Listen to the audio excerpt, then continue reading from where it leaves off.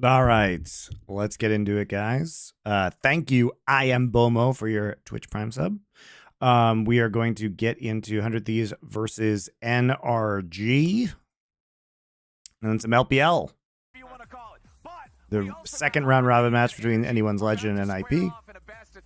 I'm pretty excited for this one. The desk, you guys were all predicting 2-1s one way or the other. I hope that we're going to get the full 3 again today. Yeah, I love best of 3s. Start to get right into it. Now, finally in best of 3 world, and these two team performance they would have wanted. Jungle band. All right, so taking out the Nidalee for River, and we first picked Talia, not a surprise. Tristana Maokai taking an AP jungler so that we have the counterbalance to double ADC. Bans Shaco, still probably a little scarred from River from that last split. So, to be fair, Contracts, he was scarred from Shaco way before.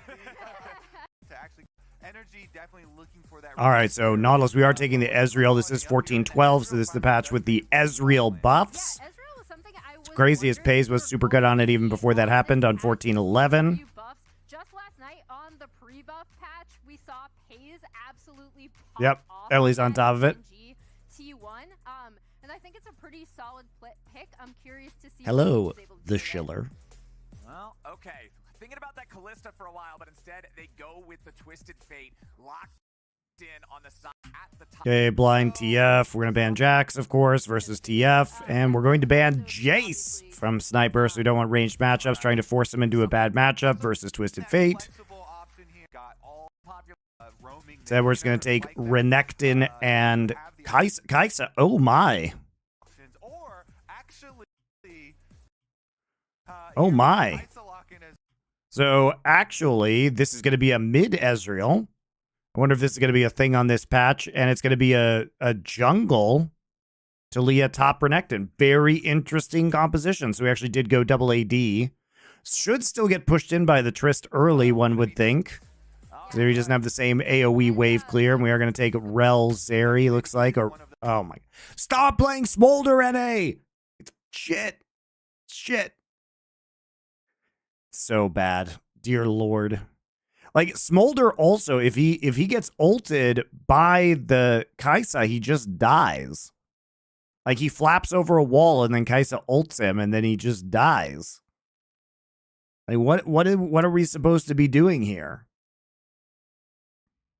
Like, they have range. They have a Nautilus to just ult the Smolder as well. I think this feels real bad.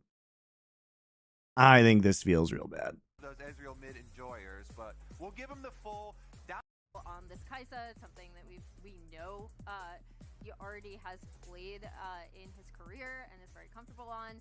It is really interesting to see the Ezreal mid coming out. Okay, so we're at the 20-second mark. We're not going to have the champions traded around anymore. So now that we know exactly where everybody's going, which side of the draft do you guys like better?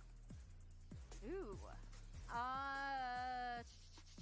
I think NRG has really good setup for their poke. I am curious to see what happens in top lane, obviously, how they're going to, how this Renekton TF matchup is going to work out for them. But yeah, I'm going with the Ezreal mid for sure. Okay. Showing up, we were talking about the draft last time around these two teams played, where they were a 9-second Reddit video from the Euros.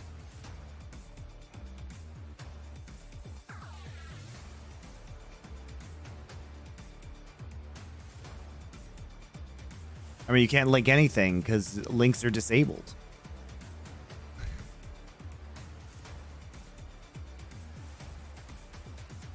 Is it on the LOL subreddit? We're on to the Rift for game number 1. Here with this best of 3.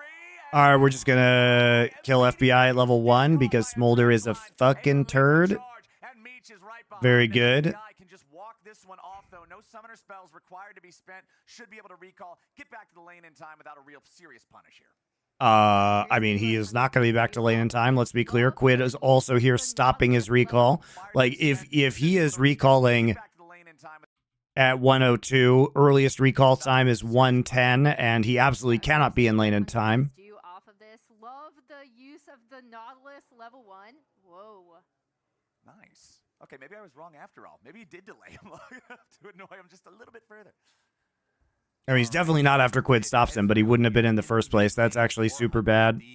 Another one of these AD mid laners. We've been going over the super common Tristanas and the Corkis that everybody is used to, but pulling out another one. Oh, it's football related. Even fairly rare. Austrian fan bringing baguette in front of the French. In Challenger, and it had a couple of builds.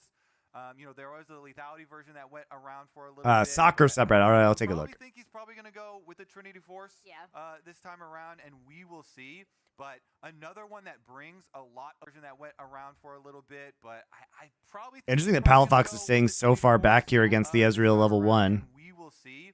But another one that brings a lot of early range, early poke power. Smolder now just a gigaturd in late to lane. Palafox Tristana getting the early lane priority, not to mention they had the level 1 little invade there, 400 Thieves. And talking about Palafox, I think for a lot of NRG fans, he's a guy that they're looking for him to really step up in summer compared to spring. We even heard from Palafox last split how he felt like he had some seriously weak performances in a lot of those games. Back in summer of last year when these guys surprised everybody and made that run to become champions. Oh my god, FBI just gets hit by every hook. 2v2, breaking out yet again as FBI gets ignited, but he and who he can fight back well enough. They're not really that scared. I mean, this is one of the most exciting things about, you know, the improvement that we saw from Quid from last year into spring. It was not only that he was playing so much better and Dude, Smolder is so shit. Energy with his team, but he also pulled out a bunch of fun counter picks. You know, he was the one with the Aatrox counter pick slamming mid. A lot of flexibility given to his coaches, and they have the confidence in him to be able to pull those out. So see what it can do this time around. Meanwhile, Seems damning that LCS playing Smolder again and can't get in Italy to win a game. Pretty big indictment on the old LCS. Palafox is playing really passively for a mid Trist. He's not using his wave clear at all. I'm not sure why they think that if Quid extends on Ezreal, they can kill him. He's a fucking mid Ezreal with E. You gotta push this guy. Thank you, Fistigons25, for your 8 months of subscription. Let's go indeed. Appreciate you. Yeah, Ayla ready to lock down Huhi. They got River coming in, but they don't even need him. He's just there for moral support. It's first blood over to Meech. Yeah, and that was kind of set up, again, off of the level 1, but the way they're going to be playing around this.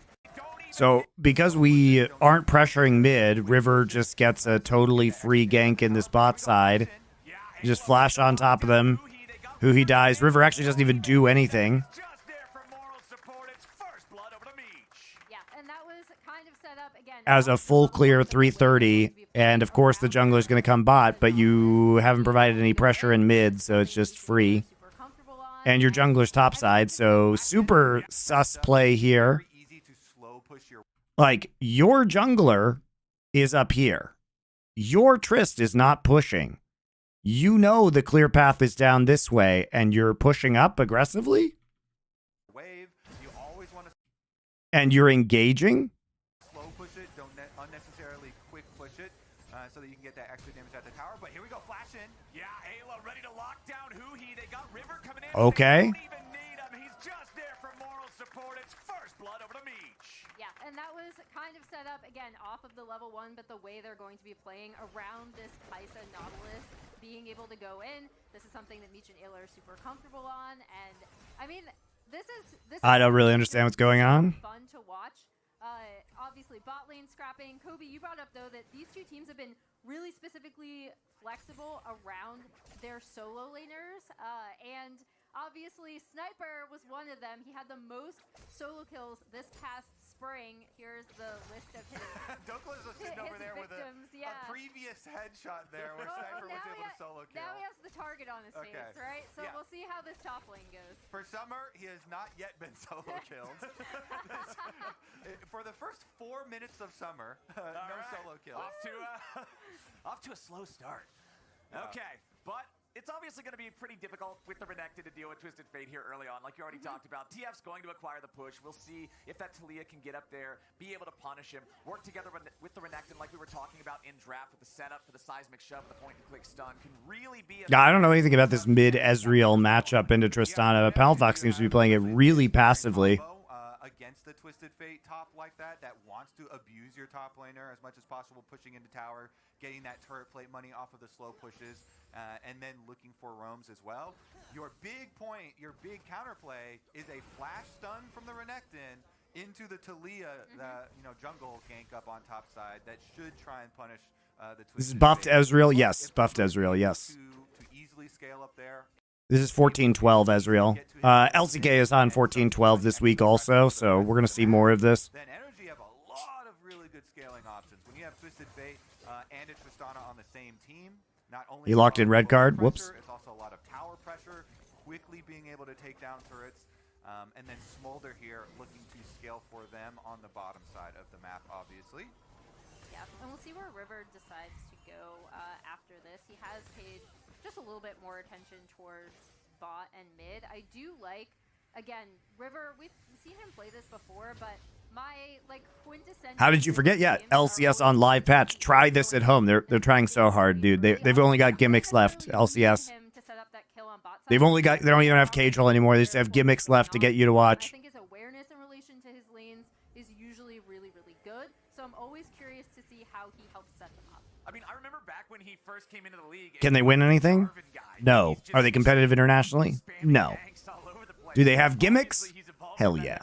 Since then, but I feel like if you're ever known as the Jarvan guy, you've got to be an early ganker. You've got to be an early playmaker. You've got to be some guy who wants to affect the lanes like that. But right now, it's him and Sniper. They're going to acquire, looks like all three of these grubs without any sort of a contest from NRG. The Drake on the bottom side not going to be taken in trade at the same time either. So River and 100 Thieves pretty happy about that. Yeah, and that was set up because, Ayla was able to roam up through mid as part of that bot side pressure that they'd already established, right? So they didn't end up losing Drake for it, even though it does look like Contract's going for it now. Yeah, should be able to go for that trade. Should be able to trade, no problem here for NRG after pushing in on the bottom wave and moving up to the Dragon. Standard stuff so far. I will say I am keeping my eyes on this Twisted Fate ultimate because they did get to the level 6 kind of breakpoint there for the top lane. Sniper obviously does have that threat for the all-in. What the fuck was that? Hex Dragon. Sniper What? obviously does have that threat for the all-in. What was that noise? I don't know if that was as loud for everybody else as it was for us, but Yeah, I jumped. the Hex Dragon just unleashed on us. Okay. What was that? If that's what it's like in the game for the characters, that's pretty scary. The Hex Dragon was previously my favorite dragon because I really like his stats, but now, I don't know. Yeah, that's not a secure spot. We'll take a look, though, here as we do get a reset for River. In the Sounds like a robot just took a shit. But they've just been power farming there. River had a really smooth kind of pathway up to top side, too. And while it's debatable, and some people are on the dragon side and looking for longer games and going for souls, and some people are on the newly buffed grub side of it, I personally, and I know a lot of junglers, really like when you're the team that is built around going for the grub side because the grubs themselves give so much more experience and resources to the jungler that takes them. So it is that nice little buff there in River with the level 7 on Talia. Now, probably finally looking to make some real moves here. He has picked up a Dark Seal, and whenever you grab your early Dark Seal, you usually want to follow it up with some early kills, some early stats there. So I would expect at some point a visit here to either the Nautilus or to the Renekton. Those are the two that are really going to set you up for the big plays. And of course, with 100 Thieves, bottom lane having that really good and easy, honestly, start to where they got that very kind of free kill onto Huhi. That might be the play. Kai'Sa's everywhere these days, guys. There's Kai'Sa's galore. And sending Renekton bot. So we have a little bit of a kind of a delayed swap. I mean, Kai'Sa's very good into Smolder. And we'll see what 100 Thieves want to do with this as they're looking for a kill on top. Oh, Ayla going in, but he does not connect on the dredge line. Oh my god, nice W from River. FBI sticking alive for now, but Mage has the killer in. Smolder, very good champion, guys. He's really scary in these 3 versus 3s. River actually just bounces off W hims, flashes back out of the stun from Huhi. And then there it is. There's the killer instinct kill. Might as well get 2, right?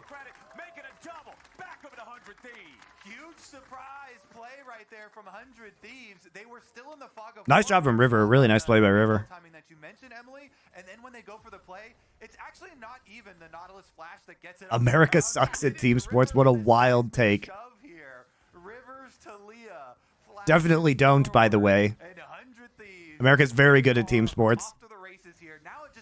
American sports just don't get played other places. And why would great athletes play niche team sports in America when they could make the fucking bag playing basketball or you know, NFL football? Look at the setup on this hill, like you said, Drudgeline misses, but Talia is just such a strong champion for setting up a lot of these ganks, whether she is in mid. America just doesn't care about your garbage sports like soccer. We got better sports. And also baseball. Which is also garbage. That's my jungler. That's my jungler. He's pumped, man. And honestly, those are the types of plays that people were expecting. When they saw this River signing originally, even in spring, everyone was so hyped for this squad, this 100 Thieves squad that kind of took spring by storm, at the regular season at the very least. And so it's nice to see them here in summer, starting out with some really big plays from him. We are going to get into the second scrub spawn, and technically Sniper has teleport. 400 Thieves. All right, 100 Thieves should be able to play this one. They don't have Talia ults, which is kind of a problem. But they only need one of these grubs. What the fuck is FBI doing this game? Or like, I mean, Huhi doing this game? Huhi literally just getting hit by everything all the time. Okay, it's just free. Sniper's just not here, though. Sniper's just not here. Sniper's just not here. Sniper literally is TPing to a ward over here instead of here. Okay, why are we doing that? So he gets in, and then he spends this entire fight. He E's over that wall. Now his E's on cooldown. Well, very cool fight. Very cool TP.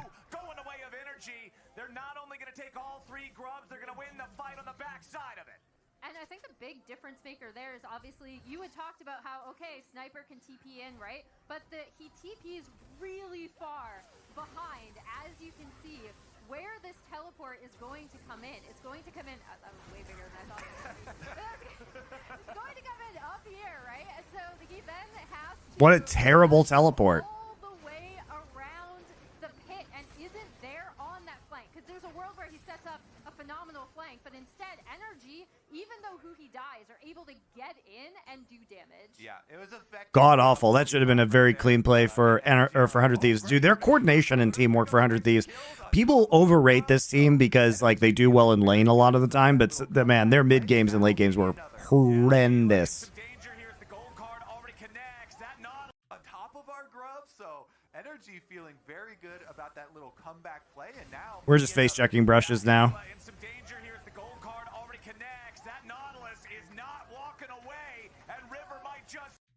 We're just face checking when we have no idea where four of them could be, and their top laners there. Okay. All right. So they ping top side. They're like, all right, push top guys. TF is here. No ult. What a shit show.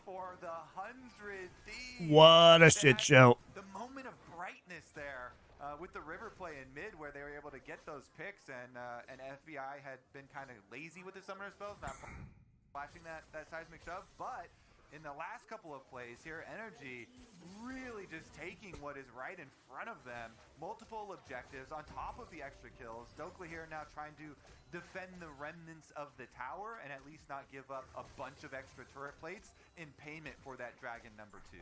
And now I'm curious to see how NRG want to be able to set up this composition both in their lanes and then trying to get more picks, right? Because 100 Thieves surprisingly clean and calm during the series. I don't see this as being very clean. Like they literally just flubbed their teleport engage in their entire team fight that they should have won. Like how is this small? How is NRG winning team fights with a fucking smolder at 10 minutes into the game? That's unacceptable. Freeze people on the back line as well. I'm really curious That grub play was horrible. They didn't even get one grub when all they needed was one to get 4 for the buff. Yesterday when we saw Jan play Terrible setup. in the series against FlyQuest, he hit that 225 mark just about The comms, they will show the comms later. All right, fair enough. It's only 84 stacks, 13 and a half minutes in for FBI, so I want to see him accelerate that just a little bit. Yeah, definitely. It's really good to know that they can all agree on the wrong thing to do so cleanly. Have the extra gold lead that they got from the bottom side kill that they got kind of on Huhi and then the mid lane play. So they still have really fed AD carries here, 2 of them for the side of 100 Thieves, with the Ezreal finishing that Trinity Force that we mentioned, as well as the Kai'Sa getting a bunch of the kills for Meech here. So 100 Thieves, the game plan is the same here. They're still on track. They also just got level 11 on the Ezreal, which, by the way, they keep buffing his ultimate. So rank 2 on the ultimate is crazy now. This thing is getting to nuclear levels pretty soon. Ezreal... It's illegal. This is illegal. How can they be taking these objectives, NRG, at this point in the game? That is fucking illegal. How did they get 3 grubs and a second drake? How do they have 2 drakes with a smolder and bot at 14 minutes? Ultimate is crazy. Like, what the fuck? Is getting to nuclear levels pretty soon. Ezreal now joining for the Rift-Tailed fight, but the objective's already been taken. Yeah, objective secured by NRG. Okay, so you got a Nautilus and then you get flipped in and Huhi dies again. Okay, now we actually have Sniper here. Why are they fighting? Why is NRG fighting? You literally have gotten away with murder. You should not have anything in this game. And now you're fighting? And Meech is the one holding the axe. As Dokla, FBI, and Palafox all try to get away, Dokla's now finding himself in danger. Dude, why can't we just hold the W? Why can't we just hold the W? You don't even have a turret in top lane. What are you doing? Thieves, marksman. Yes, let's take another look at that, because obviously 100 Thieves come in, want to contest it. NRG, the Maokai... Ayla buffers the Maokai ult and then blocks it for River and Quid.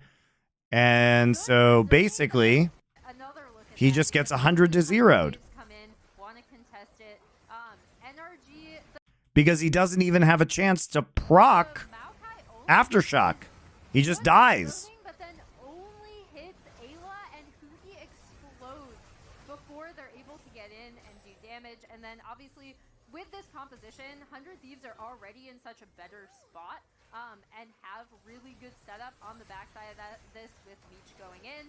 And once again, Talia is just so good. Dude, at 100 Thieves, right? they literally Such a great stole champion for that. so many objectives this game, living up to their name, but then they just int. Across those rocks, and the double 80 carry power spikes were primed for 100 Thieves. They were glad to fight on these. And even though Meech was a little bit farther away, he's Kai'Sa, so had an easy time joining off of the plasma into the ultimate there. And so 100 Thieves increase their gold lead. I didn't get defended though, so they're losing out a lot on the map right now. They had invested so many people, and they're gonna lose a kill too. Contract. 4 people up on the top side and get defended though, so they're losing out a lot on the map right now. And he's a Leandri's Maokai, so he just insta-dies. It's made out of paper. It's not where he wants to be, man. He flashes over the wall just to barely escape. 200 HP. That's fine. You get his ult and his flash. Very good. But this 100 Thieves squad, who we talked about finding that nice play earlier, then throwing the game back over to NRG, they're now 4,000 gold ahead again. Yep, definitely a very big one for them. They had a successful defense on the top side grouping that we mentioned, and then NRG, they don't lose the kill, but they do lose the flash and the Maokai ultimate. So that is a huge window now, again, that 100 Thieves have to continue pushing this lead with their Fed 80. Meech can turbo carry this game. Kai'Sa counter smoke. True. Finally, Twitch chat says something not stupid. Except for you guys. You guys are smart. My Twitch chat never says anything stupid, right? You would never say Americans are bad at team sports. Yeah, and we'll see how NRG respond. They can obviously do the kind of drop Herald mid into Drake setup that is the classic. If you look at Palafox pushing in this top side, and also 100 Thieves pushing out their bot side. Acolyte is greater than other Star Wars stuff. Oh, you guys are just trying to be stupid now. Okay. They Star Wars 79 are the best movies in the series. Okay, fair enough, guys. You proved me wrong. They make the call. You know what? You get your dragon, You guys are it's funny. It's only going to be the first one for you. We will try and get some gold back in payment for that dragon, for that objective. Americans are bad at League of Legends. True. Big true. The outer tower finally. As an American who's bad at League of Legends, I can confirm. But Rift Herald here getting 50% of the help Yeah. on that one. Yeah, the Weaver's Wall was intended to troll the Herald, but it accidentally trolled Sniper instead. Is there any other leagues that's playing Smolder? Of course not. I don't think so. Let's look it up. Nope, not that one. This one. Let's see. I don't believe I've seen him recently outside of NA. Top leagues, match list. There you go. Last 200 games in major regions. That's a yikes. In summer. Only times been played in summer, FBI and Yun. And also, Yun won with it, which was disgusting. So a little bit of miscoordination there in 100 Thieves' top jungle duo, but hey, it all worked out. The turret's still standing. Palafox is still hanging out up there around that top side of the map as River, Quid, and Meech will now finally move over to that Drake, work to take that one. The 4,000 gold lead has shrank back down closer to 3K now as Ayla is just waiting in the brush. Dokla walks in, and Meech will now finally move over to that Drake, work to take that one. Question for you guys. Why is Dokla here? The 4,000 gold lead has Why is shrank Dokla back. here? Why is he here? What is he trying to do? What is the purpose of this? I guess he's trying to go cover mid because they're recalling, but there's nobody in mid. So he could just walk around this way. He knows they're at Drake. He knows they're at Drake. Down closer to 3K now as Ayla is just waiting in the brush. Dokla walks up. He Holy reaches. fuck, dude. Quid hits him right in the mouth. 100 Thieves find kill number 8. Yeah, where are you going? This forest is dark and full of terrors that's warded up by 100 thieves. There's not even any pressure in the mid lane, guys. You literally could just walk around. Topside, and that they were going to give up the dragon. Yep. And then you kind of wander into. Why does he use Destiny Scout? They're great. Where it is all dark. The Nautilus is in there. Yikes, dude. That's such a yikes. For the extra 100 Thieves gold looks and so, 100 or NRG looks so bad. I mean, 100 Thieves looks pretty bad too.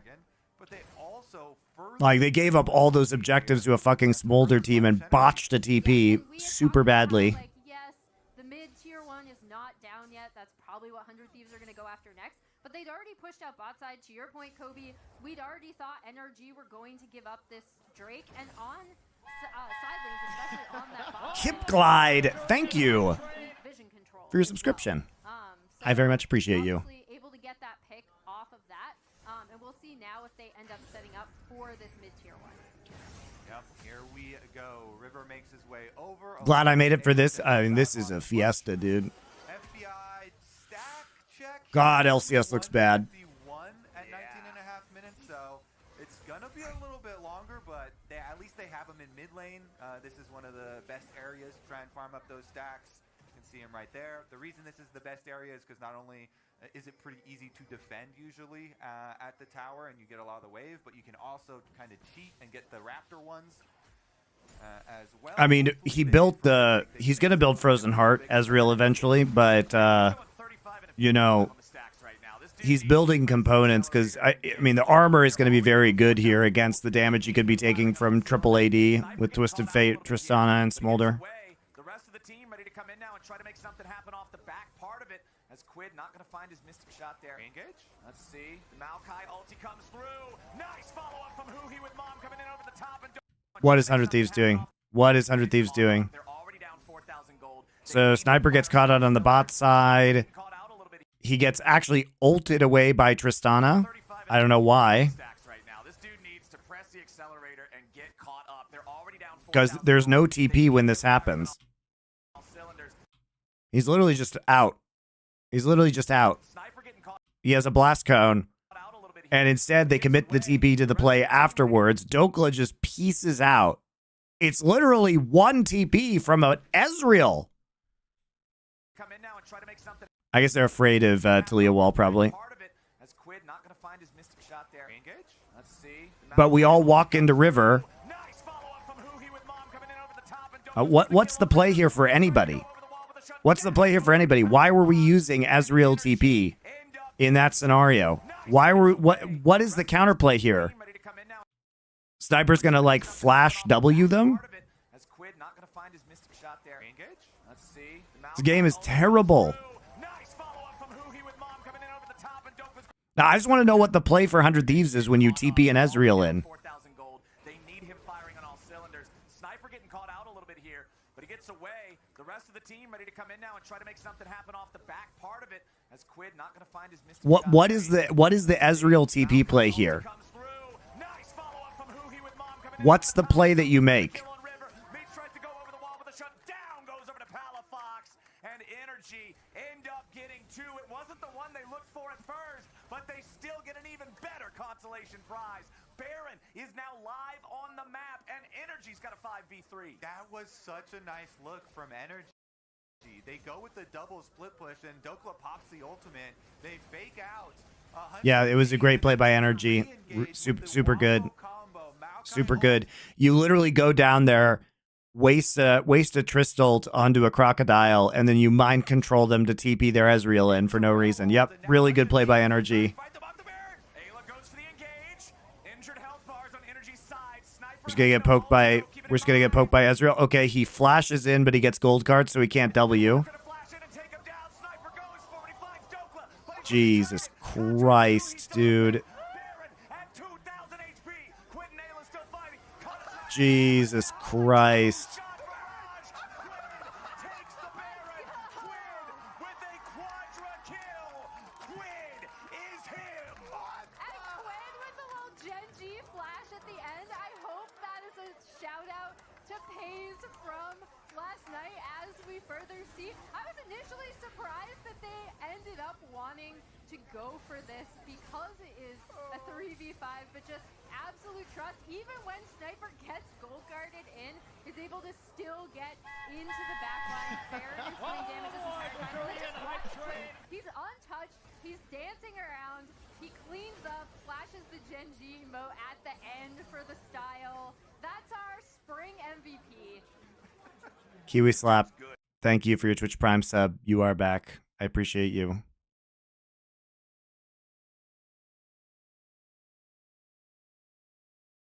This is fucking horrible, guys. This is fucking horrible. Like, what are we even doing here? What are we doing? Right? You have no tank because you have a Leandri's first Maokai. I guess he has a Giant's Belt, but I mean, you're just going to take an insane amount of poke here.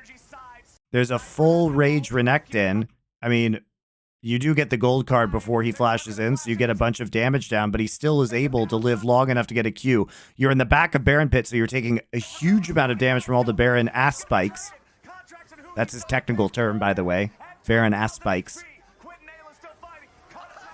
Remember that Smolder is fucking useless right now, and he gets the Baron, and then Palafox jumps back in to commit suicide?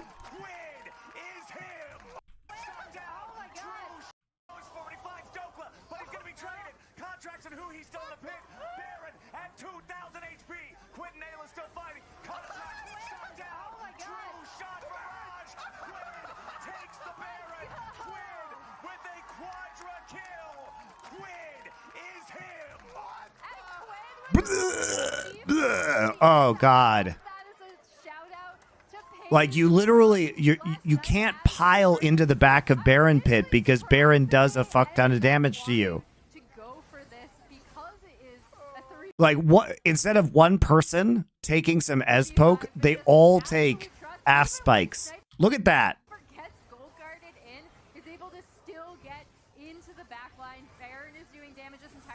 Jesus Christ. He's dancing around. He cleans up, flashes the Gen G emote at the end for the style. That's our spring MVP. This dude's good, man. Yep, that's the takeaway. Quid is good. That's the takeaway, guys. Very dangerous to leave a fed Ezreal just shooting you over and over and over while you are in the Baron pit, trying to finish the Baron there instead of dealing with the threat. The age-old question of turn or burn. You can't burn because you have no ability to tank the Baron. You have to turn that. Couldn't get close to it, so they got the worst end of it, where they did not finish off the Baron, but they did burn it so low that then Quid was able to pick it up after he got all his kills. So disgusting. That is disgusting. Pseudo penta. I'll give it to him. Yeah. Baron counts as one. Baron counts as one. That's like you got 4 plus the purple one as well, and now 100 Thieves. Quid's like, well, great. I basically won the game for us guys. You guys want to finish? Let's take some towers. It's pretty. Dude, NRG FF. On the map, which by the way is pretty much every turret still. NRG has only claimed 1 this entire game, but Quid's hero moment is huge for the Thieves. So, since all of this discussion I know is going to all be around this Baron for this whole game, for everybody, is to also be a lot of the criticism that Sniper received last split as well. The dude is really good mechanically, but his decision making can often put him in spots where a lot of Baron spikes. Sniper though, Sniper's just alone, not knowing where anybody is on the map. Baron buff has ran out, and so he just gets TP'd on. Very good. There definitely could not have been a Twisted Fate ulting him right there either, so he just dies pointlessly.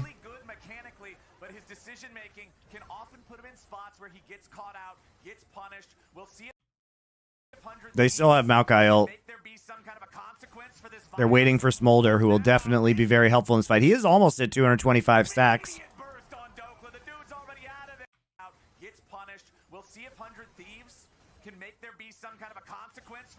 Blind hook.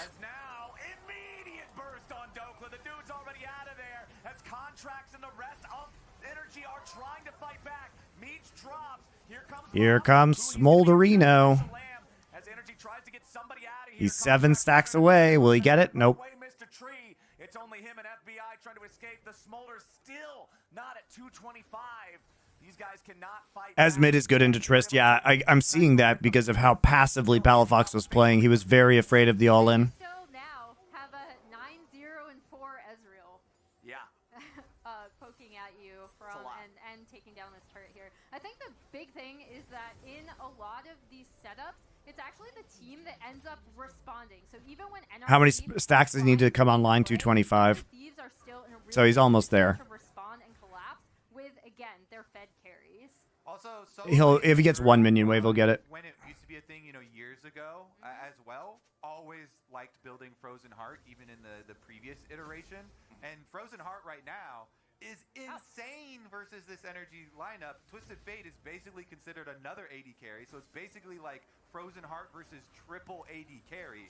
So not only is Quid the richest person on the map, but he's kind of God mode right now with a very good defensive item, specifically versus energy here. So Quid is basically a one-man army right now. Yeah.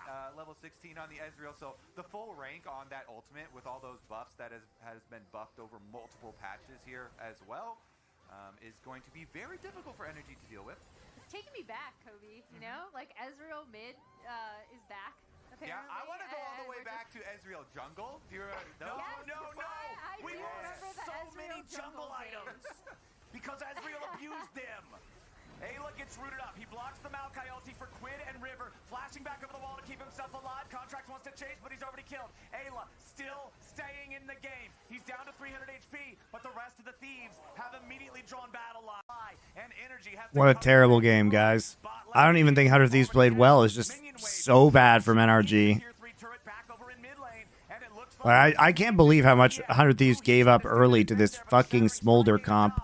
Also, Smolder needs to just be stopped playing by LCS teams. Where are they getting this idea that this shit's good?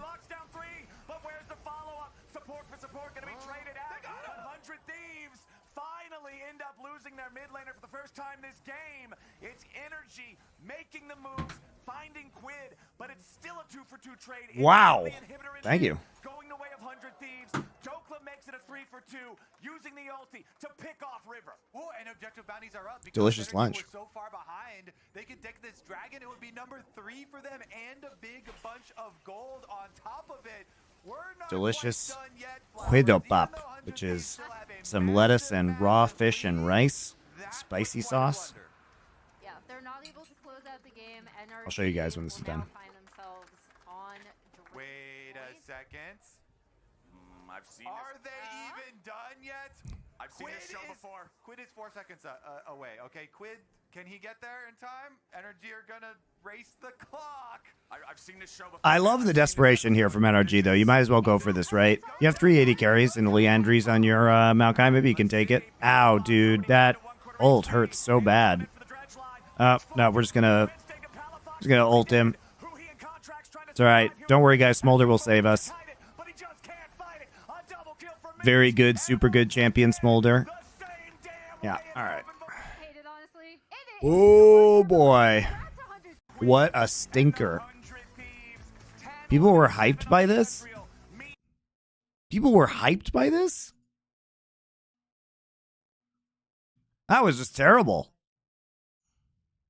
And FBI was looking quite rusty there. Who he gave up the really early kill as well. So Struggling for some motivation by last night shift this week. It's all right. We'll get into AL versus NIP soon. Oh, boy. All right, guys, here you go. Here's the huidopap that was promised.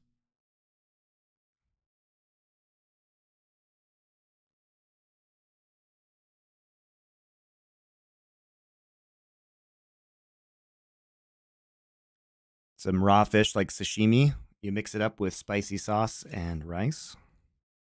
Some seaweed, sesame oil, sesame seeds. Delicious.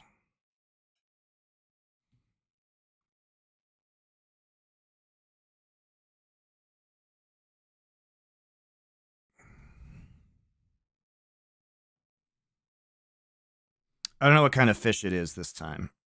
Maybe, I think it's quango, which is flounder. Looks like quango. Could be wrong, though.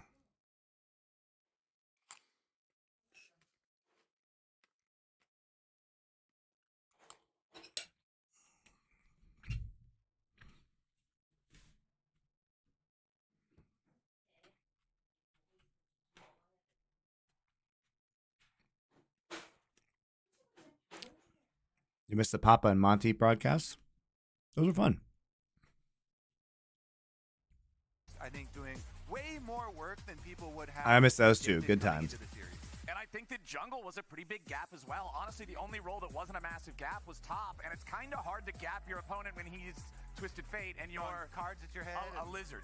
Like, it's just not going to end up being one of those matchups. Ezreal, again, they're also banning out the Vi. With 100 Thieves taking Rumble off the table. Skarner, there's your red side tax. Yeah, unfortunately, you kind of have to ban Skarner red side unless you want to let it through and have. Do you think any LCS team would have a chance at LCK if they moved there? Yeah, because they would get better from being there. A lot of LCS's problem is just fucking terrible practice. And then taking the Vi away from River. Like, if they had good practice opponents consistently, they would level up. On that pick, able to sync up with Quid. It's not like they don't have And then talented Nautilus players. coming through. Nautilus is obviously a really strong, like engaged support that we've seen coming out of the bot lane now that has gone towards tankier engaged support. And Ayla, as you already pointed out, 100 Thieves bot lane had a great series, and it really started from level 1 with the Nautilus. Oh, yeah. All right, so if you're Energy, what are you going to change this time around? Obviously, things kind of fell apart pretty quickly in the previous game. They did have that moment where it looked like they might have been able to bring it back, you know, where they found the fight after ending up losing in mid. But hey, here's Nidalee in the jungle. And Contracts is a long time Nidalee enjoyer. He loves playing this champion. This is a bunch of losing lanes. Yup. And having that First priority- pick Nidalee, and you give up the Trist. So basically, 100 Thieves like, okay, you don't have mid prio now. You can take Talia here too and make sure they don't get it. A lot of AD mid lane options that we have mentioned. Oh, you're just going to take a Leona so you can tank some spears and engage later on and press R onto the Nidalee. Very good. It'll be You're not going to take the Nidalee, you're going to take the Corki. Technically a flex pick, and we're taking Braum into Leona for counter engage. 100 Thieves, and we're gonna be You take the Jinx in the bot side.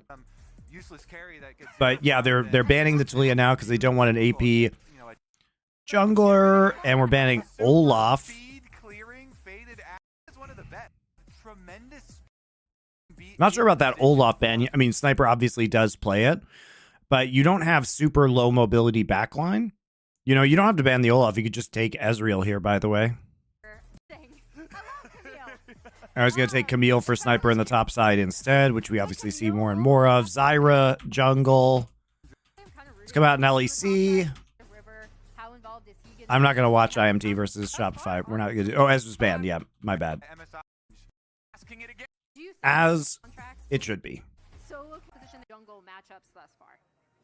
Somebody get Laura on the phone. Quick. Yeah, true. Call her, wake her up. I don't know what's going on. She's a huge Zyra fan. Let's get it going. You know, Elyoya had one of the games. Aki had one of the games. Yep.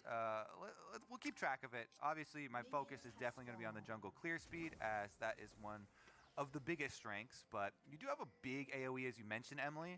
And it kind of brings a lot more structure to the team fights. We'll see if there's any sort of invade, though, because Nidalee catching a Zyra mid-clear could be devastating. And it's going to depend a lot on the pushing power of our lanes. So everybody cheers. Everybody cheers in the chat for no lane swap. Yeehaw, we get regular lanes. We get to fight it out. That's my favorite thing, is when we don't lane swap. Oh yeah, sorry, I forgot that you're lane like swap the enjoyer lane on the swap. desk. But I do think in this case, obviously, again, we talked about how it can help the Jinx. And Not liking Jinx was one lane of swap those such a champions pleb especially take. who's so good in the swap because it gets her into a great position, and also she can hard push, especially if you're grabbing grubs on top side. But it sets up this top lane matchup that we talked about, right? And specifically, Sniper possibly being able to get the better of Dokla in this pick, as we see scrapping in mid lane. Yeah, Quid and Palafox just really going all the way down to 200 HP each, really committing to the trade on these. Both level 2 now. River clearing through that jungle, as you can see. Very, very The thing is, they basically have push in all of the lanes right now. 100 Thieves. They're faster than Italy. Yep, all the way up to the top side quadrant here. We'll see which jungler ends up going mid first. You know, oftentimes too, Nidalees will come by and just... Hey, NA fans who are talking mad shit because piss off the enemy mid lane, NRG especially if you're trading made it mid. to quarters of worlds and beat G2. What happened to him? Contracts looks like he wants more than he... What happened to him? See if he can... What happened? If Quid was going to get close to his side of the brush, you know, any kind of... You know? Spear always... I thought they were supposed to be super good. It wasn't just that this group of players peaked super hard one day and then was never capable of doing that again. It's not like I said. They just had the best games of their lives on that one day. While it's being finished off by your plants. Yeah, and they will see River invading here, but I'm not sure what Contracts has been able to do about it, as we see him harassing, and they have pressure from mid. I love the way Zyra just swag walks at you, too. Like, you can't do anything about it. She's just completely on a mission. She knows. Queen of the jungle. This is not Nidalee's part of the jungle anymore. River invading there. He's not in time to steal the blue buff, of course, but he does have control over this enemy Gromp now instead. Going to turn his attention back up into the top side River, looking towards that Scuttle Crab or a potential 2v2. Zyra clear speed is nuts. Yeah, she also takes no damage. Around from behind, we'll look for Quid, but it's hard to really make this work out super well, considering there's no CC on either the mid laner or the jungler for energy. And with Quid being Tristana, that gank is hard to make it work. Yeah, it's hard to make it work, but it does end up resetting this wave a bit for Palafox, and he'll be able to push in, and now Contracts... All right, so we do see mirror jungling. This is looking so sad for Contracts. Yeah. Contracts can't do anything. He's actually just getting counter jungled at his own Gromp. Zyra, and River took advantage of it, walking into his jungle, counter jungling him, and then he was on that ward when he went bottom side, so not only was their bottom lane getting pushed in, but he was on vision, wasting even more time as a Nidalee, and even though he's like one camp or one even small monster kill away from level 4, you cannot afford to get behind a Zyra like this. River's already almost all the way to level 5, and guess what? Already did a full reset for my favorite item. He's full build. Faded Ashes. Oh, baby. Zyra can just throw down a couple of skills. All right, Contracts, you got to do something, buddy. You got to do something. You're playing Italy. Do something. Jungle and do the same thing. I remember when I saw Faded Ashes in the patch notes, I was like, there's no way this goes live.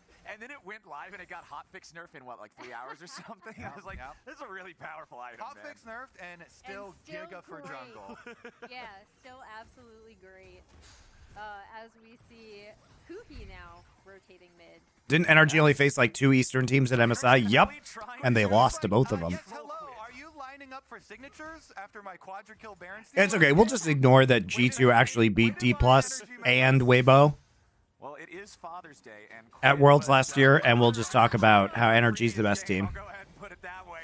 As Huhi tries to fall back here, just throws up the shield to block any follow-up there from Meech's Zap Quid. Level 6, Palafox still only level 5.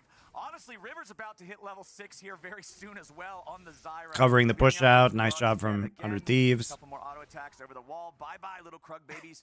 This Zyra means business. Yeah, even sticks around for the little baby ones. There's good golden nose, okay? Some people are in the habit of, just walking away from those, It's a bad habit. not respecting them. Yeah, bad habit. There's some good value in those mini Krugs.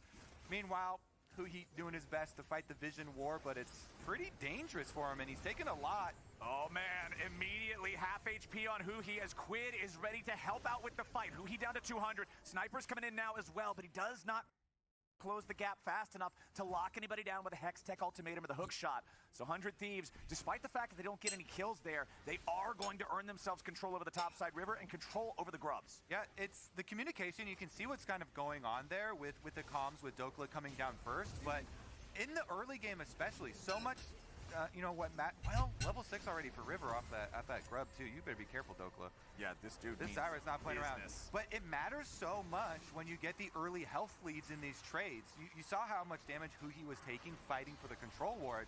Even though Dokla gets there first, you have to leave too much damage soaked, tanking those plants from Zyra as now he wants another pass. Yeah, Huhi looking to lock this guy down, but the flash over the wall from River, he knows that Braum has to have help nearby as Quid jumps in after Palafox, but not going to get a whole lot more from that. Huhi goes to the exhaust. Quid's going to be your target, flashes back away. River does not land the lockdown. So 100 Thieves, they get out, but it does cost 2 flashes for both River and Quid. When are you changing thumbnail on YouTube? Is getting disturbing? Never. On where Huhi was. What's wrong with my thumbnail? I've got time. I'll go for a quick little trade. Exhaust for Flash is definitely not good for Quid, but at least they YouTube don't die people, quite yet. do you hate the thumbnail? And we'll see if NRG are actually able to capitalize on it off of this reset, because again, that's going to be the big thing for me, right? NRG have been looking for these plays early out on the map, and have kind of been stymied by 100 Thieves as Dokla comes in to check out, give a little glance to River. Yeah, he's like, It's all right. Going? Yeah. No, you don't hate the YouTube. You love it. We love it. Exceptionally fast. Look at these plants rip. It makes me click on it. Very good. It's working as intended. Tough pill to swallow for like older junglers that see when all these like modifiers. When's the next 4Play releasing? Love the series. Can't believe I never watched a Paul Thomas Anderson movie. I'm amazed too you haven't seen There Will Be Blood, but it will be this week. So the Hard 8 episode's coming out The trend of this week. super fast clear speed, especially AP ones like that. I hadn't seen Hard 8. That movie's awesome. Getting in there, it adds variety. Okay, so I'm fine now with it. While it is still very unique, this is not like a super common pick. Obviously, it's fairly rare still. So, still good with it. Okay. Okay. We're still All right. we're chill. Yeah, we'll see. Everything's fine. Seriously though, when's the last time you saw Nidalee 25, almost 30 farm behind in the jungle? Hate your Star Wars takes, but the thumbnail is fine. Yeah, well, I think you should find something else to like, because Star Wars has been shit for 40 years. 2 passes out of Tristana and get very little value out of your time waiting there. It's quite costly, and the cost compounds with the respawns there for jungle camps and River being able to just burn everything down. Star Wars would be better if we just stopped after Return of the Jedi, because it's been so like net negative since that time. Andor doesn't make up for all the schlockety schlock they've made since then. By the way, I think for the next 4Play, if you guys are the next 4Play arc, we were talking about. This is very funny. been able we to were talking develop about the map should as we well, do a making the series where choices each of us and picks there's one really movie lots that of we pressure.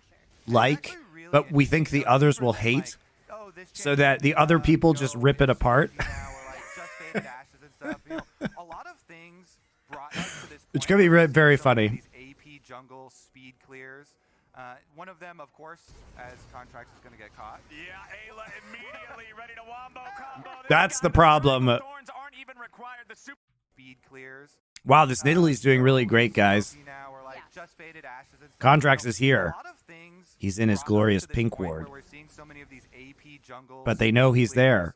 And One of Ayla's them, top of side. course, So here we as go. Contracts is gonna Flash get Q, Yeah, E, Ayla ult, immediately ready to wombo boom. combo. This guy, the Strangle Thorns aren't even required. The Super Mega Death Rocket from top lane gets Meech paid. Yeah, nice little handoff here. Meech, would you like some extra gold? Sure. It is served up on a silver So platter. I suggested some movies that I like that I think they will roast, including Cool Runnings and Hook. I know Richard hates Hook. Really did reward this playstyle also, and so that's why we're seeing all this knock-on effect of so many AP jungle clear speeds paired with all of these different AD options. The Tristana, the Corki, which we have now, already seeing the Ezreal as well. You know, Jace getting some bans, so lots of the different AD options that you want to. Julia Roberts is terrible in Hook, though. We also saw Karthus yesterday as far as another AP option. We haven't seen the brand this season, although obviously that is also. He also said that Robin Williams is bad in Hook, which I don't know how you could possibly have that take. I also just suggested Mrs. Doubtfire. Is going to be something very prominent. Yes, as we see, I'm curious to see what 100 Thieves are now setting up. So we'll see what they on the pick for spawn me. side. I actually do legitimately like all of those movies. I also suggested The Ninth Gate, but I think that, like me, Thorn and Richard are also secret Ninth Gate enjoyers. Yep, they already knocked off the bone plating from Dokla. Meanwhile, up here on the top side could also be a move onto Sniper, but it looks like FBI and Huhi just going to be working on plates now. The Ninth Gate is pretty good. It is not. It is terrible, but I still love it. From the bottom lane tier 1 turret, it's going to be NRG committing the same amount of manpower up here to the top side tier 1 as Dokla joins up with I his also own bottom suggested lane, Death to but they're Smoochie, losing but the I know race. Richard actually It's also like likes tier Death 1. to Smoochie. Well, up here So on the top side could also be a move onto Sniper, but it looks like FBI and I think it's probably gonna be Hook that they end up picking for me. Because we're trying to find films that the person who picks it can defend, but the other people are just gonna slam it. Meanwhile, up here on the top side could also be a move onto Sniper, but it looks like FBI and Huhi just going to be working on plates now as 100 Thieves just force Dokla away from the bottom lane tier 1 turret. All right, so we're just gonna give Jinx a bunch of plates with minigun, I guess. As Dokla joins up with his own bottom lane, but they're losing the race. I don't know what Richard will pick. I have a feeling Richard's gonna pick some like super terrible horror movie because he's like a big horror fan. So he probably knows some like super bad horror movie that we'll hate. And it's an important race now too. On this patch, we're on live patch with the 300 First Blood Tower bonus gold. So they doubled it from the 150 previously in an attempt to deal with lane swaps, and so quite nice bonus now for winning that race. Oh, hello, Death Rocket. Nice. Interrupting the recall there. Right on the board. Quid has to disengage from Contracts, and Huhi tries to get back underneath the tier 1 turret, but they force his flash as well. You can see the... Nice. Interrupting the recall there. Right on the board.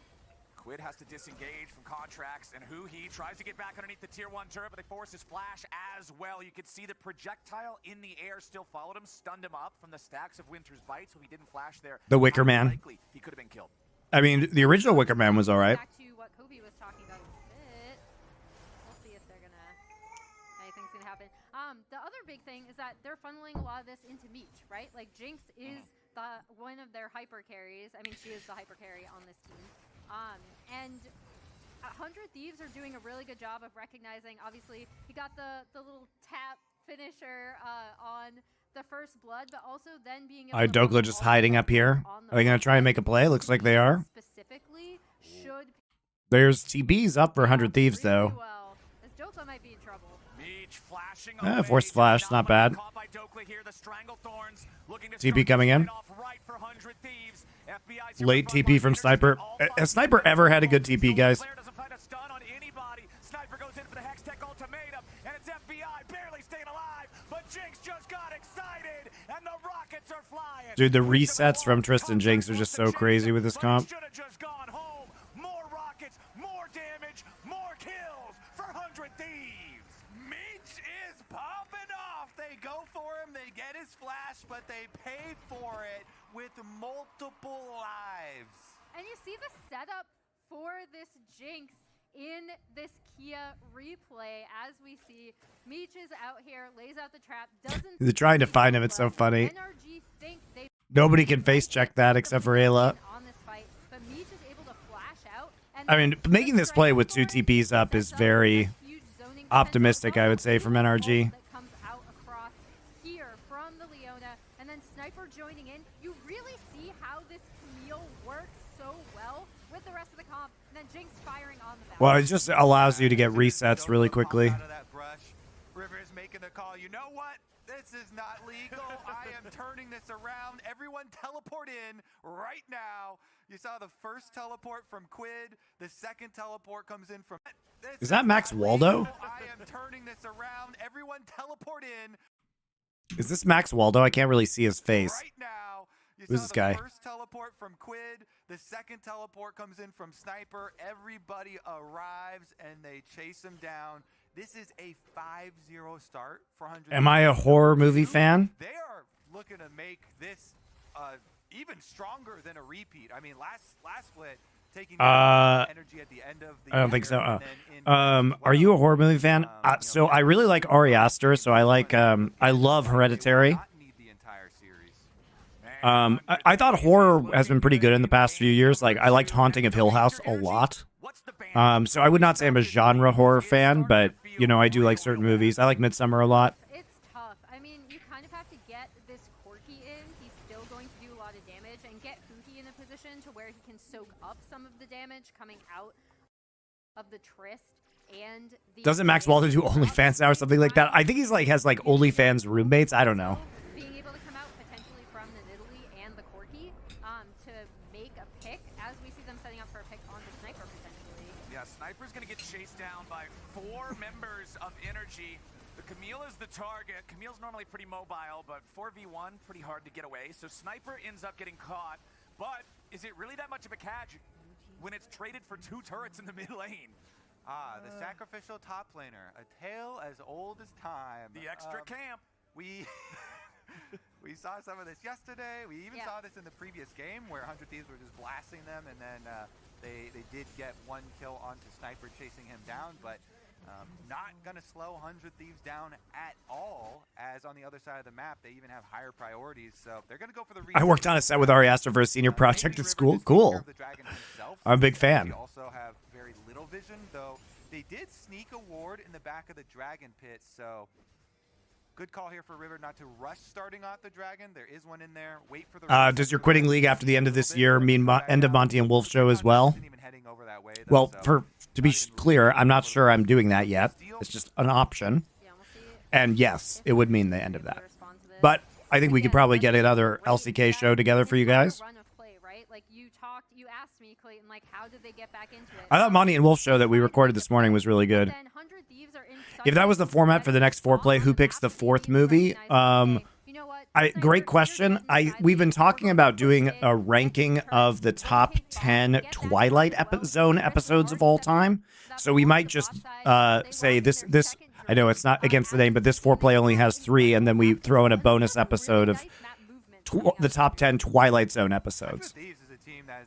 And experiment with that. We want to experiment with some different kinds of content on that channel, including more like lists and video essays. So we might throw that in and then get into the next arc. As well as being super young, but as soon as they got River too, this team just became so explosive. Yeah. Especially with how fun some of the drafts have been. I mean, this game has been better from 100 Thieves. It's been gaining a lot of steam throughout spring. It was probably the regular season story that was the most unexpected and the most fun to watch. The kind of ascent of this team did fall off a little bit in playoffs, but it looks like in summer here they're trying to pick right back up where they left off. Sniper, the recipient of some more pressure. Yeah, but he immediately turns it right back. He wants to aim. Were you thinking that's something like Love, Death, and Robots in a similar style? I mean, the best Love, Death, and Robots one is clearly what was it, Sunny's Choice? That one is fucking mega, where they're controlling the creatures and the death matches.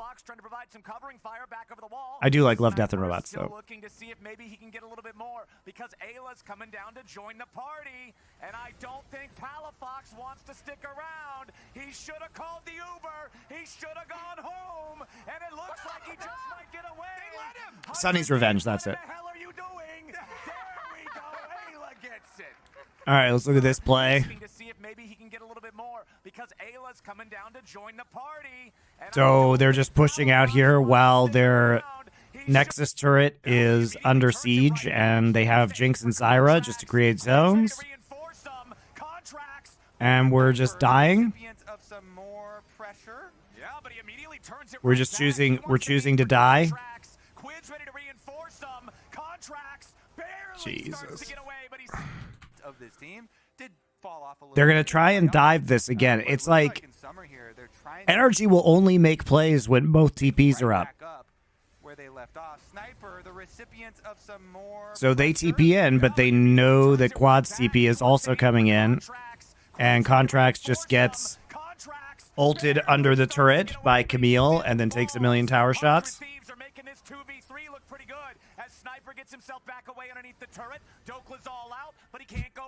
What the fuck did I just watch? I mean, this whole series has been terrible, BZ. Still looking to see if maybe he can get a little bit more because Ayla's coming down to join the party, and I don't think Palafox wants to stick around. He should have called the Uber. Why did Palafox flash? I can't believe he lives. They literally think the ignite tick is going to kill him, but the pot keeps him alive. So gross. Oh no, I just accused him. All right, there we go. I guess it doesn't matter since 100 Thieves won't be in the league next year. True that. But BZ, I heard that Nadeshot really cares about League of Legends. He really cares about it, you know. He tells us on Twitter how much he cares about it all the time. Except when they're not winning, and then he just says nothing for years. Diving right onto Contracts, gets the damage out. Contracts pops. You love to see it. He cares about League of Legends like I care about being skinny. You think about it once a year, and then you stop thinking about it ever again. And then they have a little fun with it. We said this team's a fun team to watch. They are super fun. And I was going to point out, they cut the replay a little short, but I was going to point out they were actually still pushing down mid here until Ayla ended up rotating around on the back of that fight as well, recognizing that he could get the flank in as Leona. And Ayla making that play happen. The first time I hear you talk about stopping doing League, well, I don't know what's going to happen, guys. I'm just saying that the business of LFN has to take priority at some point in time. And I'm really the only one who can run the business side, and it is very difficult for me to commit to watching like 30, 40 hours of LOL VODs a week as the LFN business expands, and especially if we want to do stuff like general gaming and, you know, more culture content and try and expand into those spheres. Like, I need more time. So I don't know. I don't know what's going to happen to this stuff. It's not set in stone yet. May not happen. As well as some support champions. You know, Leona does get resistances elsewhere too, so it always pairs really nicely. The only drawback is that if you have too much health and not enough resistances, then you can still be kind of squishy to some of the percent health damage that is in the game as we get a little bit dicey at the tower.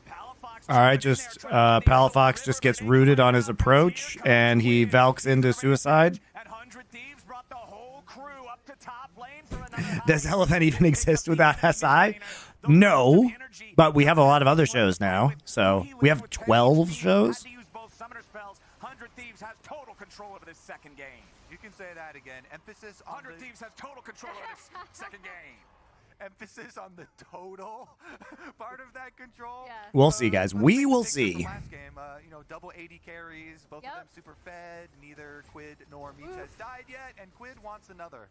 Yeah, Cassante is Cassante, but even he's not going to Cassante that. Do you think if you really tried, you could cast one of these shit-ass fights with energy and come off unsincere? No. You know, Kobe has 10 years of experience doing that.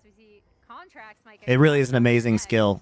Contracts thinks he might have found Sniper, but I don't think that's the way it's going to go. Meech needs one more rocket, and Contracts is down for the 4th time. Who he's going to join him, and it just feels like NRG are all out of options.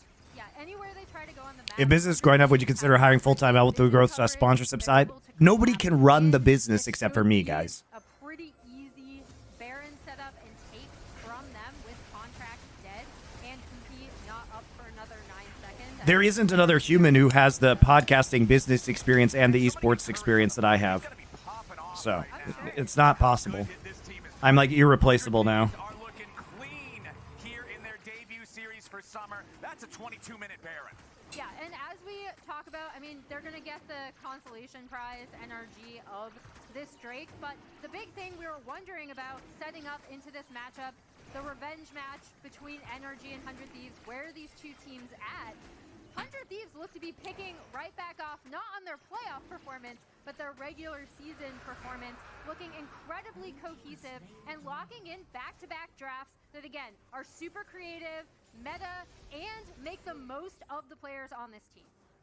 And now they are both rich and buffed by Baron. So Wow, they got a Drake, guys. First Drake of the game for NRG. Surely that's going to change things. On bottom lane, rest of the team hovering around mid, just collect the extra wave, wait for Tristana to clear out the bottom side one, and then lay siege to the energy base.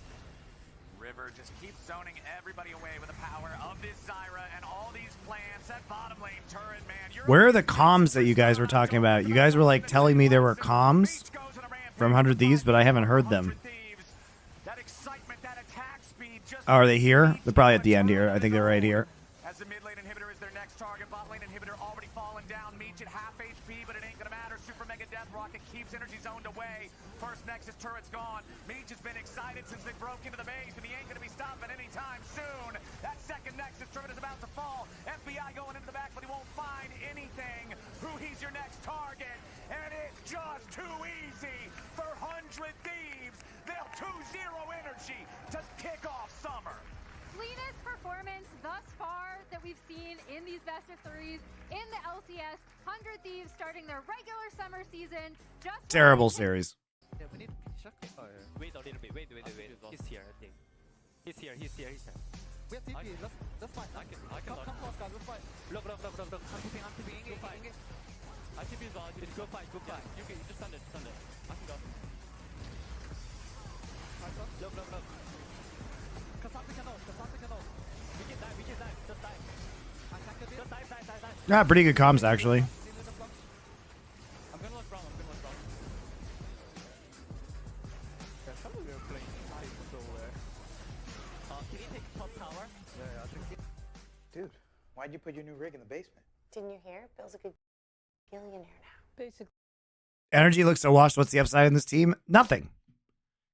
There never was an upside. The upside was they have the best game of their lives at Worlds last year, and then you disband the roster. I gotta go find some LPL games. Hold on. They stopped updating LPL in LoL event VODs. Hold up. Let me go find it.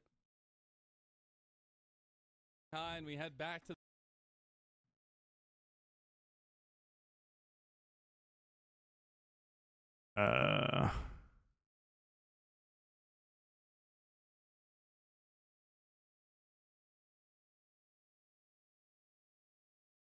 This is OMG versus top, but surely the other match is in here too, right? for each jungler. Yeah, Chaho ran out of cooldowns. He'd stacked his cooldown. Where is the match? Jesus. All right, well, let me try and find this. Would you ever expand into MTG? Yeah, possibly. I have some interesting board game ideas as well.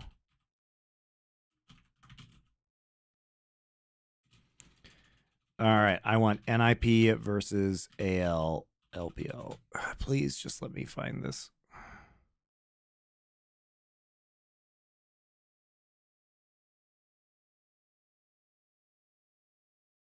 All right, epic skill shot. Don't fail me now. He'll lean towards that.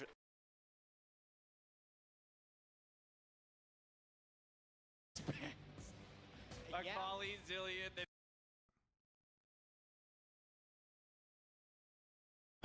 It failed me.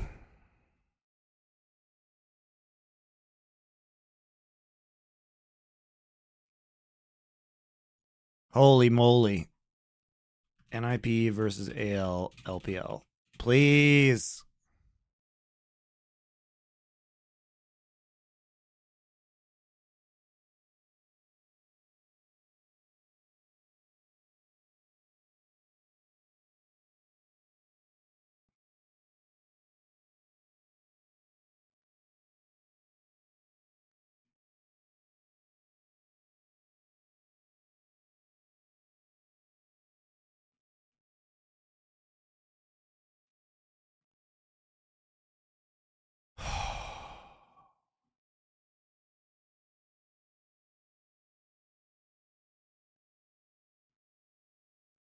Okay, we're gonna have to go to the Chinese side, I guess. Huya, don't fail me.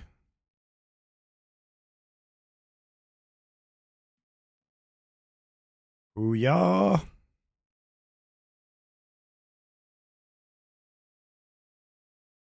Okay. 这把前期啊打得非常精。 I think I have it. Okay, I got it. 这蓝色方最近搬蝎子搬的比较多，红色方倒是很少。 Quality is very good on these VODs, though. 红三 Give me 1080, please. 蝎子是比较好的，第二轮可以把铁男送上单位。是，主要是山鸡。 Oh god, the buffering is so bad, though. 蝎子在此前的这个赛场上面，不过 AL 今天的一个办人的方法是选择了3条线上各搬一只，遍地开花的办法。然后他抢了一手山鸡车用的比较多的兰博。啊，今天是选择在第一局先从上路出手，而右边的话是选择了半2个野河加上卡利斯塔的情况下，先帮 Rookie 抢小炮，因为毕竟在肉眼可见的会是小炮对阵飞机的一个对局中，小炮。 It's gonna be the buffering issue, though, guys. Ugh. 看一下有没有比较想抢的打野，如果想拿打野的话，第二手可以拿，也可以先确定一个下路。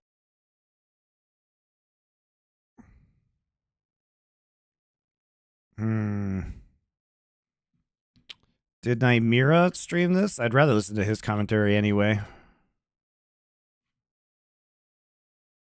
Let's see if it's on his YouTube. Oh, Snappy did. The dream. Nymira coming in clutch. Let's go.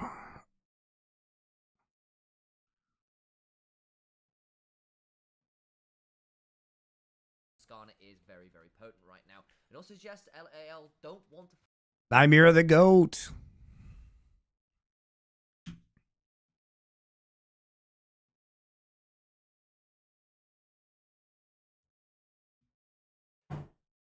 Wait, why can't you guys see this? Oops.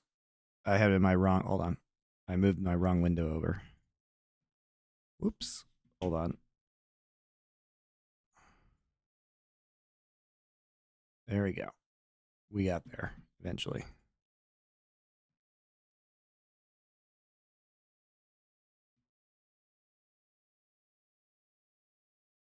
First picket.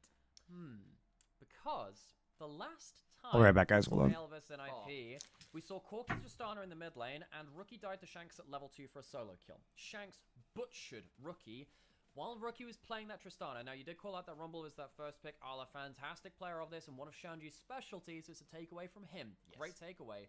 But Shanks taking the Corky into the Tristana will be very happy with that. He butchered Rookie in the first time of asking. It's an immediate hover of the Zyra, but it was swiftly flicked over towards the Leona, another champion that's been so good for so many of the LPL supports. So Draw will have a hold of that.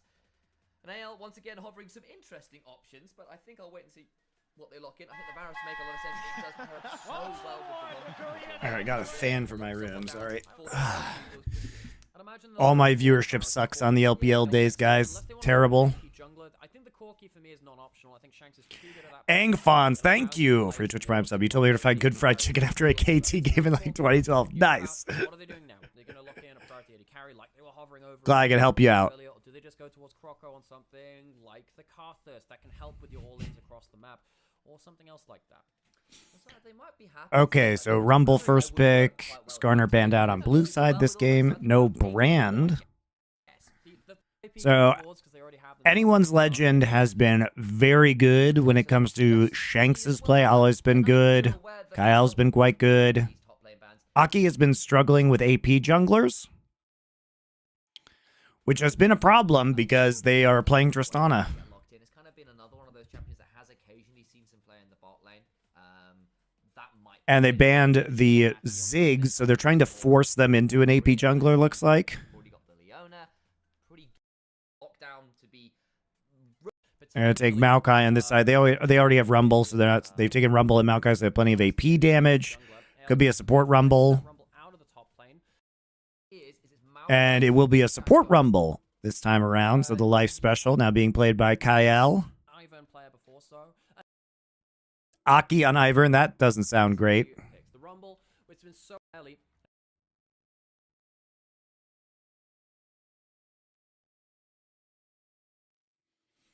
Shout out to Nymira, though. You should, guys, watch his stream and YouTube and everything. It's pretty great. Haven't seen support Rumble in a while. Since MSI.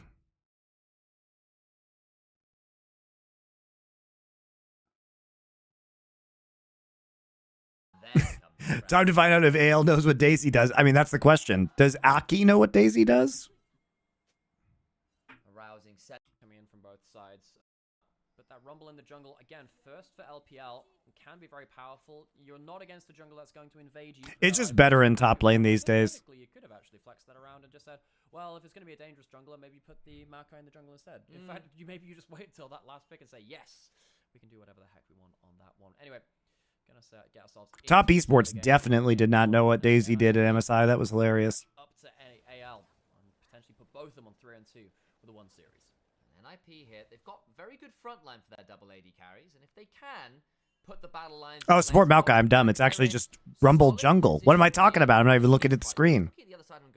Holy moly, that's a weird one. Maokai alt flank angle, the lockdown from the Varus, the equalizer coming down on do people rate these two teams pretty highly? Well, AL has been a bit of a surprise because NIP actually did very well in playoffs after having kind of a mediocre regular season. So people thought they would be better at the start of this season, but they've really been struggling. And Anyone's Legend has been like the big surprise because Tabe took over coaching them and they look really cohesive and they have a lot of depth in terms of their strategies as we're seeing right now. And they just look really good. They did triple flex in draft. Indeed, they did because Jax, Rumble, and Maokai could have been flexed out. Could have been Jungle Jax too. I mean, I don't love this because it feels like Jax doesn't really have a great matchup into Cassante. Like, he used to spike after getting Sunderer, but since they removed Sunderer, he just doesn't seem that strong anymore. I think is the biggest kind of symptom, we shall say, of the underperformance of root cause of the NIP kind of underperformance there. But Photic on the gym positions a lot differently. You can stand a little bit farther back. I mean, the Rumble jungle with the Faded Ashes in the game is going to be interesting. Had the pushing bot, had pushing mid. Now the thing is, jungle matchup means a decent amount when it comes to invading jungle, obviously, but a lot of it's about Rookie actually winning the early lane versus Shanks this time. As well. Remember, by this time, in the first series between AL and NIP, Shanks had so Did you guys cover Blade Runner in the Villeneuve series? No, we only had 4 films. We talked about it, but we decided not to. Keep not being able to pull that one off in game in the first time of meeting, changing it around for second time around. Of course, Ivan, level 1 clears are pretty odd. We'll say that. No one clears quite like Ivan through the first rotation of the jungle. Could you imagine? You know that song? We're on to our next arc. We can't cover every film, guys. We might do Blade Runner later. No one clears like Ivan. We have fun.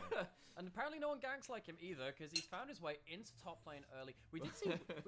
I think it was Weiwei yesterday's games for LNG did a really good job of getting some ganks off on the Karthus and the Ivern, even at level 3 and level 4. Crocker will be going towards topside, knowing that Aki's there first, though. Alright, well, this could be a 2v2, and Crocker with a nice little angle here could prove problematic, but that's a big wave. Counter-strike comes on down, gets a 2-man stun. He's going to try and get some shot back. He's Shanty, but a flash on forward, and the flame spin is causing damage. Overheated, but a flash away. Crocker with a nice little angle here could prove problematic. So Q3 misses, and Ale thinks this is the time to go in, right? Because he's able to leap strike in, get the stun onto Ivern, gets Shanji as well, and just flash forward with overheat. E, and we're done. Nice turn, though. Ale played that very well. Be looking more like Aku Aku and being turned into a wooden mask. Ooh, the flame spin is not quite the bird up. The Aku, I can't believe you just dropped a random Crash Bandicoot reference in there. Rubrag walks away with just the 1 kill and towards that top side. Sadly, not enough Wumpa Fruit for the extra life in this one for Shanji. He's going to see himself go down first. And the first Schwarzenegger month. Total Recall is Schwarzenegger's best movie, though, and we already did that one. Real godlike Jax players within the LPL. One of them is Ala, of course, the other Well, I don't know. Terminator's good, too. the one that was visited What would you do? Terminator, Predator? this wave, and Crocker comes up here first. Has the level 4. What was the one where he was pregnant? Just hands of Aki for this play. Imagine if he had red buff. What was the Schwarzenegger movie where he was pregnant? Shanji very nearly came through with a kill there too. We could do Kindergarten Cop? Red buff, whether this could have been a 1-for-1. Look out Junior, for that was it. Doesn't manage to get that through, and the buff timing turns against Aki. Sometimes why you see certain junglers decide to take red buff second for that reason specifically if you're full clearing. True Lies is great, too. Clearing, obviously, Ivan doesn't give him that. But it really feels like, once you have that red buff, to be active on the map can be so important. Just get extra slow and the extra ticking damage over time. Don't need to auto-attack that often, just need to auto-attack to keep it available. Kyle now roaming. And then he became governor of California for some reason. Being back in LPL changes things so much away from when we had the double AD carry. Because being able to walk out onto the map early, roam away, cause plays, has changed things an awful lot for the region. I've never seen Jingle All the Way. There's a lot more limited player. All right, Rumble has faded ashes after his assist and first back. Okay. Partly because the AD carries they were playing with really loved having enchanters behind them too. Was he any good as a governor? Yeah, he was all right. 17 teams, and you're mentioning like 3 players. He's a smart guy. Plus, it's not like he was, so he divorced his wife, but his wife was Maria Shriver, who's one of the Kennedys. So, he was part of, like, his family was into politics. So I'm sure that helped him navigate that world. Cleanse Eternal here to try and get away, but he has been ignited and just about survives, actually. I was thinking he was about to go down, but just not enough damage. Yeah, I was thinking that maybe he'd have to go back to base and Ale would have to respawn with a New Hope, one of the better episodes, because this one obviously wasn't working for him. Was that the wife he cheated on? Yes. Garmvup, thank you. Your tier 1 sub. Welcome back. Well, we'll see whether Rookie can get revenge, and that one misses for them, loses both the summoners. It's only game 3 of the day. You'd need that to be game 4. Wait, what currently Revenge of the Sith we're on? Well, we'll see whether Rookie can get revenge, and that one misses out on the equalizer because he jumps over it. Rookie's dodging out from Croco's long range. Kind of waste of the equalizer there. A little bit shaky in some ways because that'll be the first ult of the game, and of course, it's not in the era where the first 2 ults of Rumble's career matter everything. Just finished watching Money Wolf Show. Agree with your sentiment of the game being no fun to play anymore. Yep, it's true. It's not fun to play. It's not. This game is not fun to play. Couldn't quite see things off there though. Aki was also there to hover. The mid lane matchup much more even than the first time around. Rookie, we had questions about him because his first series against Ale was so poor against Shanks. Shanks really got the leg over him in that one. Shanks still going to be on that Corki. Very, very powerful for him. Need to see if he can have similar performances to walk away with an advantage against NIP. It's been even-ish so far. My eyes are actually on the bot lane experience because Joe is very close to pinging 6, and you'd have Photic and Joe at level 6 and no flash or cleanse on Hope. They'll throw the ultimate out here before the level 6 comes on through, in part to try and force something here. Because you force out that cleanse, and it means that even though now Joe has hit that level 6 on the Leona, it does mean that they're not going to have the best positioning to go for a all-in, but he could just gently stop the back. The Jin W does that first. Hope gonna, of course, with no summoners, have to very carefully walk his way back. Is this an abuse fearless draft to make it so Shanti can't play in game 2? No, because you only get the in LPL it's not full fearless. So if the opponent picks a champion, you can still pick it. He's going to be potentially walked up on. Doesn't stand up on the way for that reason. We have seen the trade of early grubs for early dragons. Jumping onto Rookie. What was the decision making here? Do you think he's got like teammates around? Is he trying to stop the entrance in towards the dragon? I guess because that's what was going on off screen. But it puts Rookie in a very odd position. How did he was losing scrims to tier 3 LCK? I mean, I believe it. Like, Sniper doesn't know how to TP to save his life. Rookie was tagged by the equalizer down very low. Ala could come down at any point as well, by the way. Rookie was already... He might look for an execute. If it's been long enough, he might get the the execute. No. Can't do that. Rookie uses the buster shot, but Rookie, a very ill-advised all-in, means that... Wait, he has jump again. He can actually jump away. How long is this going to wait for? He gets some damage on him. Surely. And it's going to... Uses the buster shot, but Rookie, a very ill-advised... by the way. Rookie... I think he got, like, What is going on with Rookie here? We have seen the trade of early grubs for early dragons. Jumping onto Rookie. I don't know what he's thinking he's going to accomplish here. He wastes flash too. Shanks still has flash. What was going on off screen, but puts Rookie in a very odd position. We'll get out, I think, but I'm assuming this just stops everyone else from getting on in towards the dragon pit. Rookie was tagged by the equalizer down very low. Ala could come down at any point as well, by the way. Rookie was already... He might look for an execute. If it's been long enough, he might get the the execute. No. Can't do that. Rookie Ults him out, but there's the auto. Rookie, a very ill-advised all-in. Shanks doesn't even have to flash for this one. Ala just chases him into a turret, and he tries to get the execute, but it's actually Shanks who gets the kill because you have the last auto. Somehow, for Shanks, gets the tag with the rocket. Is Rookie washed now? Nah, he played well in playoffs. Series versus anyone's legend the first time around. It doesn't happen at the level 2 first blood this time, but at level 7 still finds himself in the lurch. I was about to say as well, I feel like Croco's feeling a little bit hard done by that. Picks up a Dark Seal, hits him with the equalizer, tags him down, gets no assist. Well, he didn't manage to get that equalizer on him the first time of asking in the mid lane. We did say that Rumble, not necessarily the champion with the first couple of ults in the game, matter all that much compared to some other situations, but still, 2 kills for AL early and getting Shanks ahead of the game. That's not great for if you're an NIP fan. No. And I say this now as probably half the duo in League of Legends esports that enjoys Medjai's the most. I'm just saying, for what I'm saying is, if I was Croco, I would be sad I didn't get the stack there. I have to say, the thing which does annoy me... I will say, guys, you are going to be really surprised to hear the sponsor we have on Power Spike this week. It's huge. It's that easy. Exactly that. Towards mid lane we go. Croco once again lurking in the river. We can see 3v3s again in mid lane with supports roaming as well alongside junglers. Raptors are there. The basketball court is put down. Steak. No. Master Ivan not going to be giving up camps that easily. There comes Daisy. And that Daisy can very much help in regards to buying some space in river. Viagra for all us boomers. Navi, Blue Chew, obviously. Get a next knockup beyond it can be a very good combo for NIP to work around. So when we're looking at these team fights, what you're looking for is someone to get pinned down for the double AD carries to keep doing good damage. McDonald's for the anti-pride?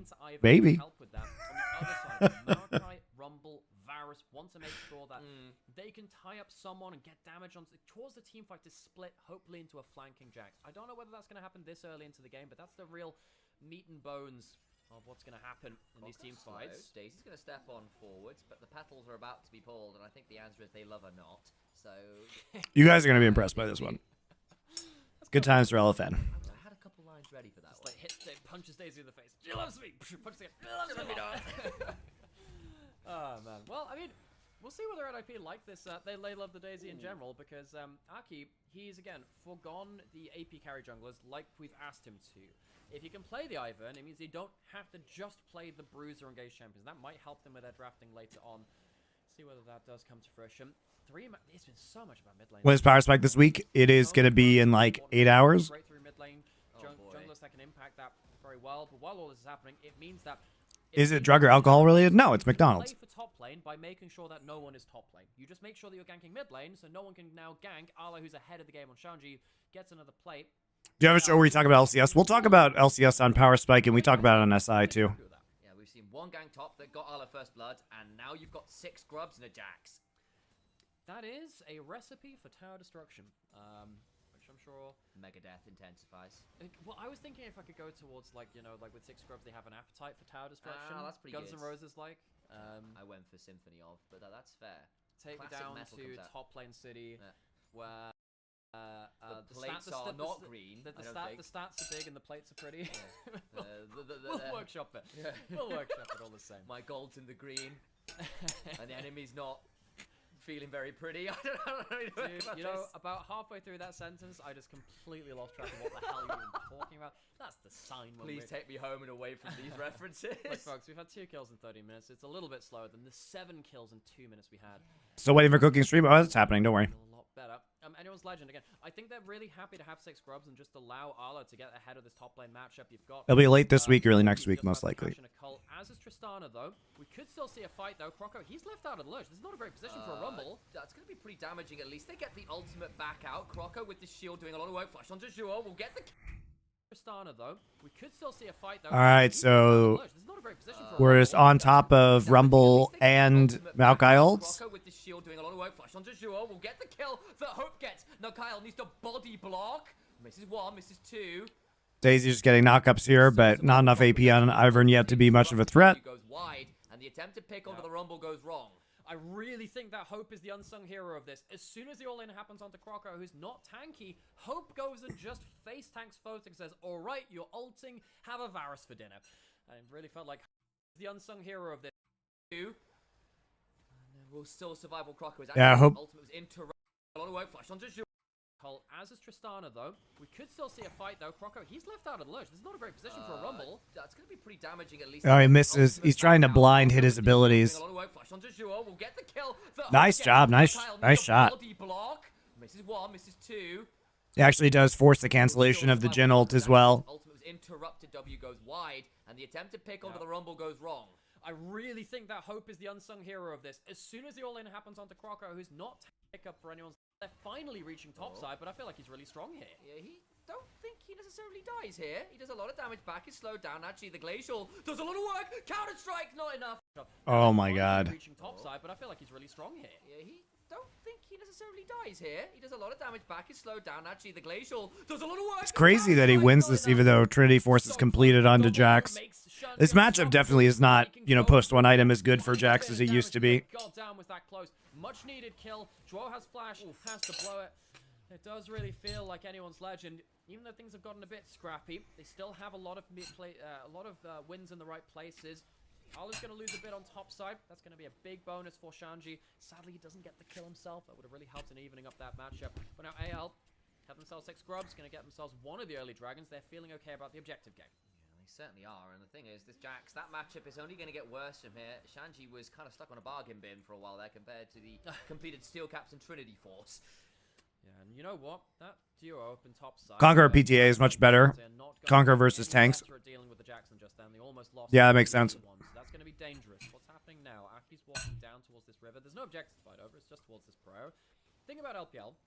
And this is something that I will... Wait, what happened here? Yeah, Jackson would have gotten hit very hard by lethal tempo removal.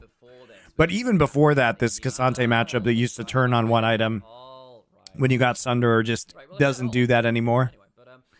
That's why I'm so surprised we didn't just get... you know, I'm surprised they picked the Jax here. And we didn't just do Rumble top, right? And then pick a different jungler. There's so many junglers you could pick because you're not actually limited to having AP because you have the Maokai. I mean, they could have just Maokai jungled, right? Rumble top, Maokai jungle, and then picked a different support in bot side. I'm not in love with this. I also just don't like Maokai support very much because, you know, it really prevents you from getting like level 2 ults, which is very important.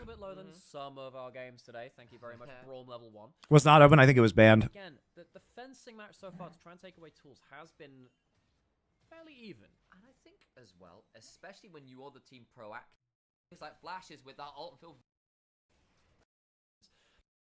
Flash, but Hope might be forced to force that in return. Hang on. Curtain call. 1 landed. 2 misses. 3. 1 for the 4th for kill. Oh my god, he actually got that.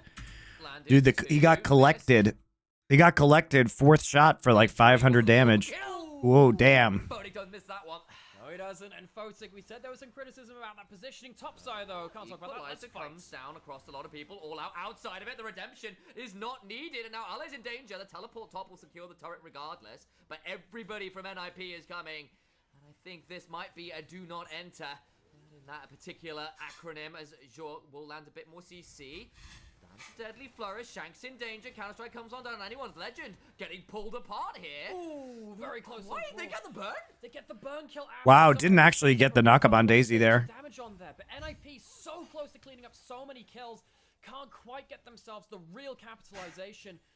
But it has been blow for blow in the early game. As we said, it's felt like AL have kind of come out ahead a little. Why do you believe the majority of documentary about Faker career doesn't go deeper in his best tournament, in my opinion, the Winter Cup of 2013? Well, because they interviewed a bunch of people who weren't there. Like, what the fuck do the LCS and LEC casters know about Winter 2013? You know, they could have talked to me. I would have said no. And they didn't ask. But, you know, difficult to make that. I mean, they could have talked to some of the Korean casters that were there as well, like Kim Dong-jun or somebody like that. Position himself away from a really good all-out, brings Shanji away from Allah, who could potentially have followed up for a kill and done many unspeakable things. Then it ends up being a 4v2 in topside very briefly. You can see that, you know, the Maracai's not there in time, roaming as a support. This is literally just solo laners versus the world. I thought it was quite a cute kind of double backstep attempt. And yeah, I think it is the extra red buff coming through and the minions aggroing too. It's a combination of both. Thought it was a bit much HP for one of those two to bring it down, but Shanks gets that kill back, and suddenly 2 kills on the Corki, survives the play. Shanks on his Corki has been very powerful in summer so far. It has, and of course, all of that was preceded by a really good pick onto Hope, who went for the ult play onto Photic, and that got swiftly turned around with the curtains getting called, and that stage show ended in disaster for anyone's legend. Rookie, though, might be making a rookie mistake. Has flash, has buster shot, has the jump, doesn't have to use either of the big cooldowns. Teleporting. This is a big fight now. Shanji now theoretically in a spot of bother. The ult does get across the side as Ale will get. Wow, look at that. Zhou just gets actually taken there by the Maokai ult and then hit by the Counter-Strike so they can collapse onto Shanji. Nice play. Nice equalizer. Phenomenal. Zhou goes to the backline, but look at the curtain call. Hope is still here. Wow, he cancels Jin ult. Where was Hope at the start of this play? He's just in mid lane, walking all the way up. This is a big fight now. Shanji now theoretically in a spot of bother. The ult does get across. It's a really good Maokai ult to zone them out. And all that counters, you know, having Jax, it doesn't matter if you TP into danger because he has Counter-Strike. Is phenomenal. Zhou goes to the backline, but look at the curtain call. Hope interrupts it, gets onto that Jin, who's got nowhere to go. Get jinxed. And Photic is once again caught in check by Hope. Hope is taking this AD carry battle very, very personally and trying to assassinate this guy a number of times. I appreciate the get jinxed. Look, that is the look. We have some names that is quite hard to pronounce here in LPL for people who have like first language English speakers. That one just feels unnecessary, you know. I went for the pun. I enjoyed it. I'm aware it was awkward, and I'm not apologizing. I had fun. All right. I hope you did too.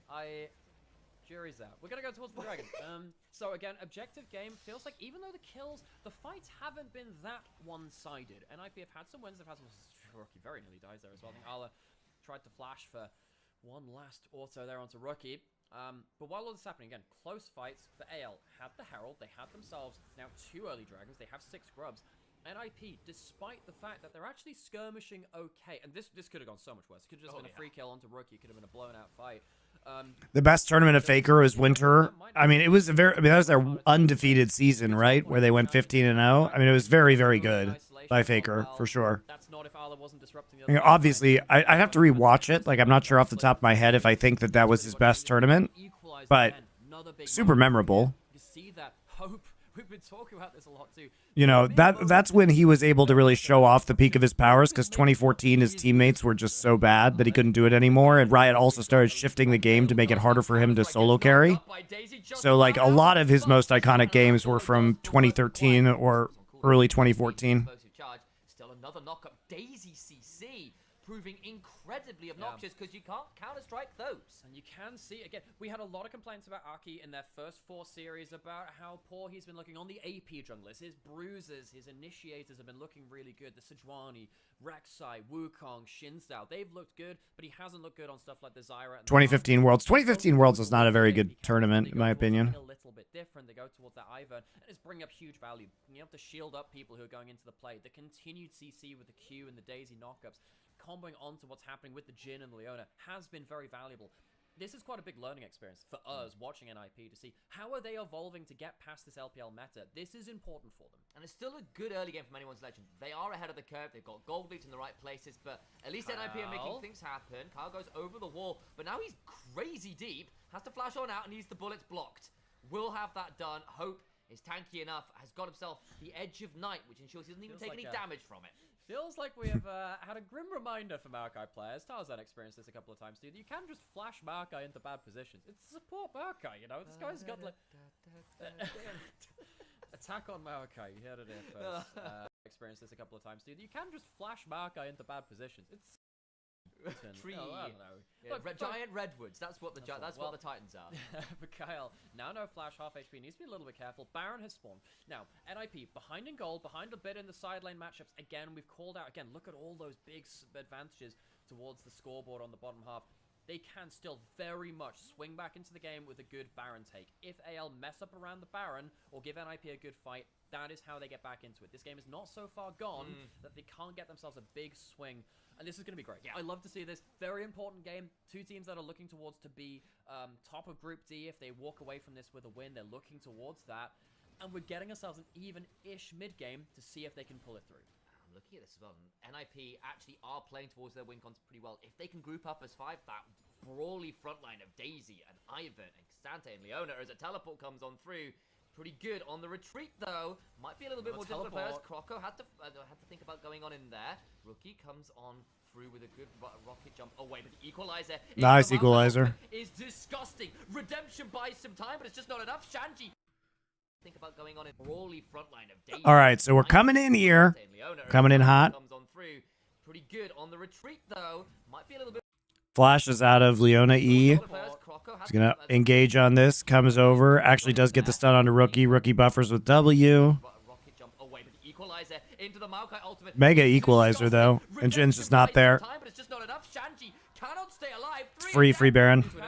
No flash. He might end up just dying here. Alice flying over the wall to support his Maokai. That's the Maokai gone, actually. Just blown up with a full shot. Another cannot on in there. Rookie comes on through with a good rocket jump away. Huge Maokai ults. Kyle's Maokai ults have been very good.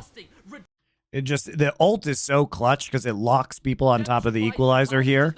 Shanji cannot stay alive. 3 a dead Baron. Dangerous.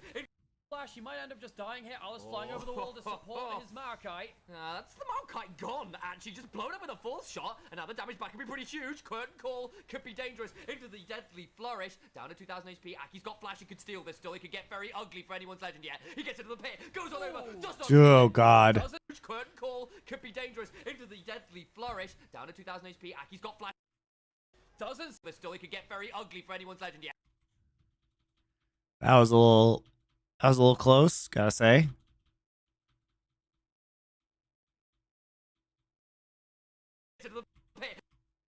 Because it was Croco's flash right there. He's got, or Croco's smite, rather. He has red smite.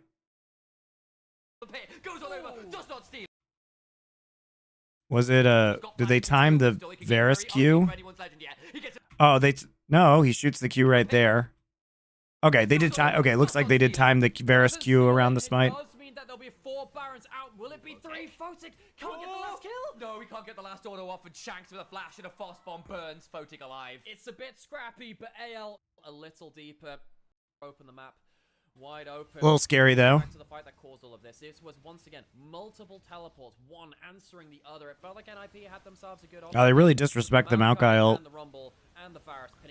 Huge Maokai Rumble combo. Doom really seals the deal. AL just a little bit quicker on the punch. There's literally nothing Rookie could do there. There's the Maokai ult going one way, the equalizer the other. He buster shots one away, and it's still not enough, even with the... Especially when they don't have the Ivan kind of shields to back it up to. Such a big change in that calculation. Shanks, again, on his Corky 404. Haven't found his KDA just yet, but he's doing a lot of damage all the same. The leak speak would end in the last game with Hacker. We like to keep it up a little bit here. But anyway, 1.5 equalizer combo. Redemption afterwards keeps him alive, but they're so low. And then the Varus damage afterwards forces... That turns out such... They are now in a very bad spot. He completes that Seekers. I really feel like you can't... Yeah, Steel Gaps is fine here, I think. Especially if he's going to be trading with the Tristana. gets harder. Right? It gets harder once the Zhonya's in the stasis, buys you an extra 3 seconds in a fight, you know? And the Maokai doesn't have any stacks right now. He's not actually doing significant amounts of AP damage, so I mean, I think having steel caps on Corki's fine here. Build from the Ivan as well between the Redemption and the Moonstone. Someone needs to. Turns out Very smooth. Turns out, when all these champions are in the different, I was like, oh, the jungle. Yeah, Marco's jungle, right? We haven't seen it in support this year, but what in summer so far, so it gets a little bit really strong. No. The W rookie burned down, but not quite dead. Just clearing them right off the turret. If that will be forced away from the turret, and that means all your wave clear and a lot of your damage. It's free with nice jacks demolish. Rookie has been really checked by AL inside lanes, defending turret. Forced away from the turret, and that means all. In some so far, so it gets a little bit really strong. No. The W rookie burned down, but not quite dead. Taken down about 10% HP. If that will be forced away from the turret, and that means all your wave. Hell, it's a 5,000 Baron power play. Of course, he couldn't have been wave clearing through that. He's been forced off of every turret. Ala not going to get hit by the Solar Flare, and it's another swing and a miss from draw. Bit of a sad game from him on the Leona himself. The edge of Night Valley from Hope at this point for the Jacks. In fact, there it is. He's very happy with that. You are just struggling. So there's using that gold very effectively, huge item breakpoints, and I guess the one bonus here from NIP is that there's no objective up for the next, minute and a half. Maybe they can organize. Do you want to great many under or teleport? Yeah, Anyone's Legend has also become very deliberate in the way that they close games. Like, they're not taking any risks here, all right? Great combo onto Photic. Wow. Unleashes on the backline of the Jin. Really good coordination on these engages from AL. Prevents that one.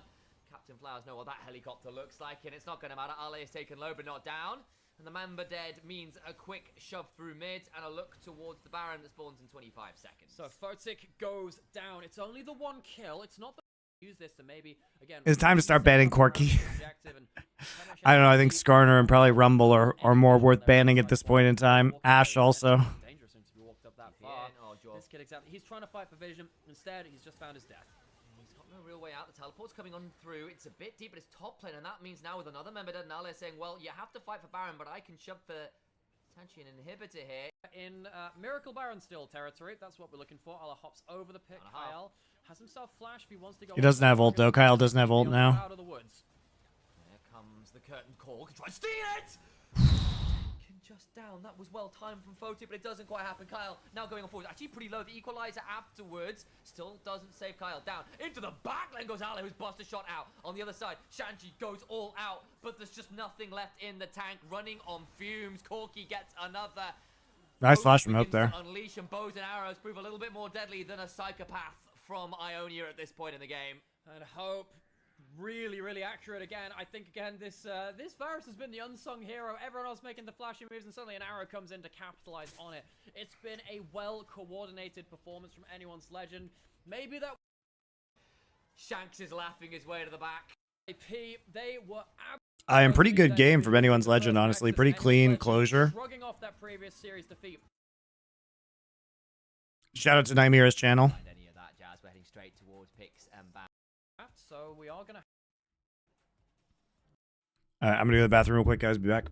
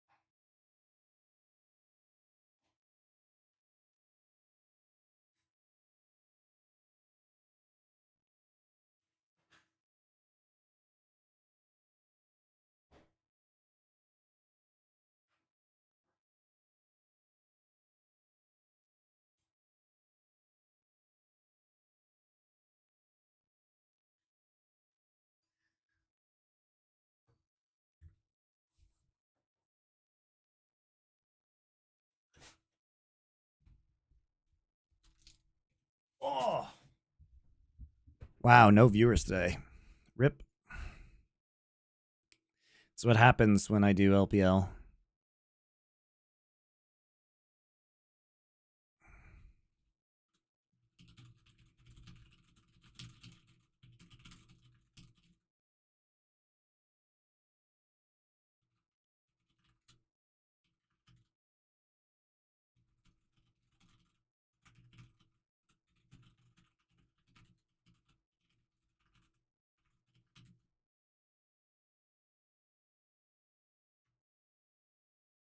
A lot of how AL want to play.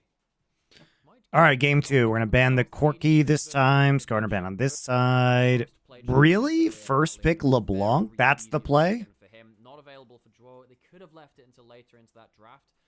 And if they will. I was thinking, well, they're probably going to lock it in at some point. But again, you have So they ban Tristana again because they're no longer able to first pick it. LeBlanc first pick is so whack, though. They can't lock it in. For him, and Croco are into a reset composition. NIP will need to be very careful. Be a very good better into. Okay, so Senna Ornn playing Viego reset composition. They have the LeBlanc Their abilities has been. Remember, Shanks has historically been a control mage player, so I gotta take Renekton here. Really good to engage as well. Wukong for Aki. All right, Aki has been better at these kind of champions. Rounded out. Okay, so they have massive AoE CC if they pick Kennen. Shanks is a player who loves picking one champion and drilling it as much as it is really. See whether precipitated the play in.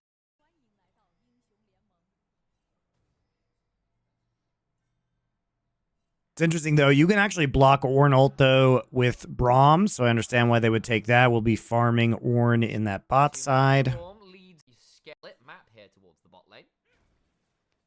But they're trying to put some pressure on really early. You do have stuff like Braum for a level 1. Not going to lane swap, though. What they're going to do instead of say, all right, you're going to take a red buff, we're going to do the same thing. Arla could just walk in here, but he could get bullied out of the same. He needs to find his way back to top lane, get himself some experience without getting chunked out too much.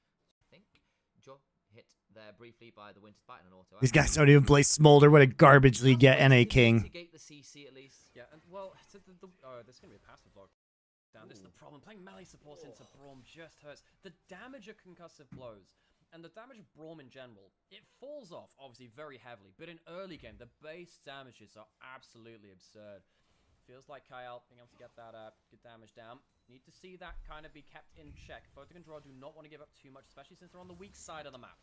Yeah, another Blade of the Rune King comes on through, and I mean the ability and not the item, of course. Thanks, Riot Games, for that one. It makes sense thematically, I give you, but it does sometimes cause some confusion. Yeah, you know, it does actually have a name. I can't remember the name of Viego's sword, but it does have one. I never learned it. Yeah, there's some importance to it. Yeah, I can't remember. There's Excalibur. Yeah, wow, that's great. Or what's the other one? There's Durandal? Durandal, that's another one, big one too. Ah, famous swords. Wow. I love Muramana. There's Muramasa and then Masamune. Yeah, I know Masamune's a sword, Muramasa's the sword. No, they are actually both swords. So the legendaries, and this is why Manamune and Muramana are named after them, because it comes from a Japanese sword making myth where I believe it was Muramasa was the master and Masamune was the student, and student challenged him to basically a contest to create the sharpest sword. And the student's sword, which was I believe Masamune, created a sword which was placed into a river, and it cut everything. It cut even the water itself, it was said. And then it was Masamune who put a sword into it where everything gently glided around the blade, and he won the contest because it only cut that which it was meant to cut, and that was the wisdom of the contest. And interestingly, I think as well that sometimes the moral of that story. I was thinking this sword story is pretty funny. I like it. I think it's one of those ones that gets quite interesting. Well, we do have ourselves a bit of a master of the mid lane. Don't mind that he's called Rookie. It's mid-jungle fights. Aki will step on forwards with the Nimbus Strike, and Student and Master in the mid lane, backed up by their weapons of choice, namely the junglers. We all know that we're on a leash to the mid laners there to help them in everything they do. It's a weird life. Yeah, it is. Apparently the sword of Viego is apparently called Sanctity. Thank you, Chet, for that one. I appreciate it. I knew it had a name, but I was going to remember. Out of vision, it's not going to get double tapped. Oh, mid lane solo kill. What? kind of traded like for like. Aki on the Wukong. Shanks, what happened here, buddy? Had a name. I'm just gonna remember the name of it. So he literally just gets TP'd on? Like Rookie just TPs and has first strike and just goes in on him? Blows his flash, Rookie flashes, and then he just dies to chains? Okay, very weird. I mean, he didn't come back. He just had no HP and he didn't leave and TP, didn't respect the TP coming back in from Rookie. Might be pretty huge here. Gets rooted die by the center. That could prove really big in terms of the ability to chase on down. Kyle's about to have the door come off, and that could turn things into a difficult position. Zaki is also roaming down. Joe low, flashing away, stays alive. Now Photic is in danger. Aki could still turn this all around. Photic has to flash as well. A last auto would do it. Secured. Hope, though, will die. It's a 1-for-1. So 1-for-1, but Hope and Kyle really doing well in the 2v2. Kyle using the exhaust importantly in that trade. Has the exhaust for the cannon later on, but uses it for Seta, the Wukong. They have been. This is just Yeah, he's trying to push to get his recall done. That Rookie just flashes beyond the wave. Yeah. Yep. Flashes for the chain. Just flashes on top of him, keeps the chain through the. Rookie, one of the few Oof. actually punishes you on wave states. Gets the solo kill off of it. Yeah, you could see that's good position there, and we saw a little bit of that with Yukai and Shao, who would pool and a couple of the things like there's a couple of the damaging runes like Comet and a couple of the other things being nerfed. It does feel like LeBlanc has freer laning phases, and then the champions which are left, Rookie and other skilled players, can really start using it as a lane bully, transition that over into a huge lead where you become a proper assassin later into the game. Giving a kill like that might just be what with a bellows breath, but I think he's just huffed and puffed, and Croco has knocked his bot lane down. That it has. And the thing about Hope, what the cross map is really going to get them. Have the 3 grubs, they're going to take themselves some damage on the tower, and it does look like Shanji's getting quite far ahead of the game against Arlo, who of course had a very good game on the Jax. Just gone. Cross map for cross map. And that cannon could prove very difficult to manage. Again, you have got good disengage, good anti-dive, but there is so much of it from NIP. And if they kind of get ahead of the curve, get themselves to the top of that damage, like hill, so to speak, and get very tricky, Ale has had to pop the ultimate bot. Then we go as well, trying to turn around. It's a good double knock up, and actually Kyle's going to die surely. Will trade 1-for-1. Topside, Ale getting so much damage onto Photic, and he gets that one. Wow, what is going on in this game? Good double knock up, and actually Kyle's going to die surely. Will trade. He leveled up, but he still dies. So much damage onto Photic, and he gets that one. What is going on up in top side though? They're like trying to dive it, and then Allah just attacks the flank. They like try and proxy the wave, and then Allah Photic is like too close with no flash, and he just gets jumped on by flash from Renekton. Weird. On the bot side because he knew he'd taken one too many tower shots, but Arla winning on the weak side as well means that both of our top laners get some. Well, both of our I guess they fucked up their dive. Get something on the weak side. You don't have Dominus anymore. Alan, no rage either. Monty is so handsome. Thank you. Thank you for the raid, our Farley dude. Appreciate you. Alright. So basically, the tower dives on each side of the map end up in a 1-for-1. Kyle can stop this recall. Like, I don't think he has W, so he has to get out. He had none of that defensive ability. I want to see what happened in top. Alright, here we go. So they're trying to set up this dive, and Shanji goes around the side, does get the stun off, takes the damage, and then he just uses... Oh man, Photic misplays this. He sees Aki coming in, and he decides, like, oh, I guess gotta kill this guy. And he kills the wave, so Shanji actually has to back off. So he uses Q, and then he just flash W's him with Rage, E, and then Q's again. Damn, that was actually very badly done by NIP. And very well managed in a tricky position, but in the weak side play, gets the kill. Yes, he's still behind, of course, but compare that to the other side where the dive went that much clean up, relatively speaking. Of course, Kyle dies again, but it's still like, actually... Ale got the wave. That didn't happen on this side. It took another another cycle, another wave to come on through before the Renekton was finally brought down. Yeah, took him another chance there. Anyway, so getting ourselves back into the here and now. Lots of vision being traded across different sides of the jungle. You can see there's some defensive vision from NIP on bot side, but there is some aggressive vision from AL into their top side blue side. That might be AL entrance towards Shanji gets brained by it. It's going to lead to absolutely nothing, but it was a good shot. Well done, Hope. Yeah, exactly. Hope just finds really well on the Ashe in terms. Shadow comes on through. He's got a dominant. And that's going to very much help them. We've seen what Ashe can do if she manages to get good team fights. He is left low on top, so I can have to pop ult. Center ults on him. Oh, that's it for him. He's got a dominance and a dream. Gets a decent stun. We'll have a Q available. It's a decent amount of healing. No! Wow, he almost lives. Flow's too good, and that will eventually get Shanji in range for an auto. The extendo bonk coming in from Aki as he finishes off the kill. Onto Renekton. Doesn't quite get himself the healing or the mobility. Ala on the Renekton. Put on the other side of a winning top lane matchup this game. Crocco's up towards top side. There is no ultimate available for Shanji. That is for Aki. Who else is coming? Is anyone coming up here? No. He's waiting to see if someone just phase yet. checks. No, I don't think you can really do much here. He has a blade completed, but it would have been an awful lot to ask to do anyone's legend. Here in the Renekton. Kind of sucks. Normally, so that won't be available if they go for another quick skirm. The champion, but he's also been on teams that haven't succeeded that well, I think. Yeah, he was middling in LCK. I was listening over to, I think I was listening to Power Spike or maybe something inside. Monty was talking about it, MonteCristo. And he was talking about how Crocco was not really any big name in LCK. He wasn't. Quite a decent. Oh yeah, being talked about on Nightmare's stream. Hell yeah.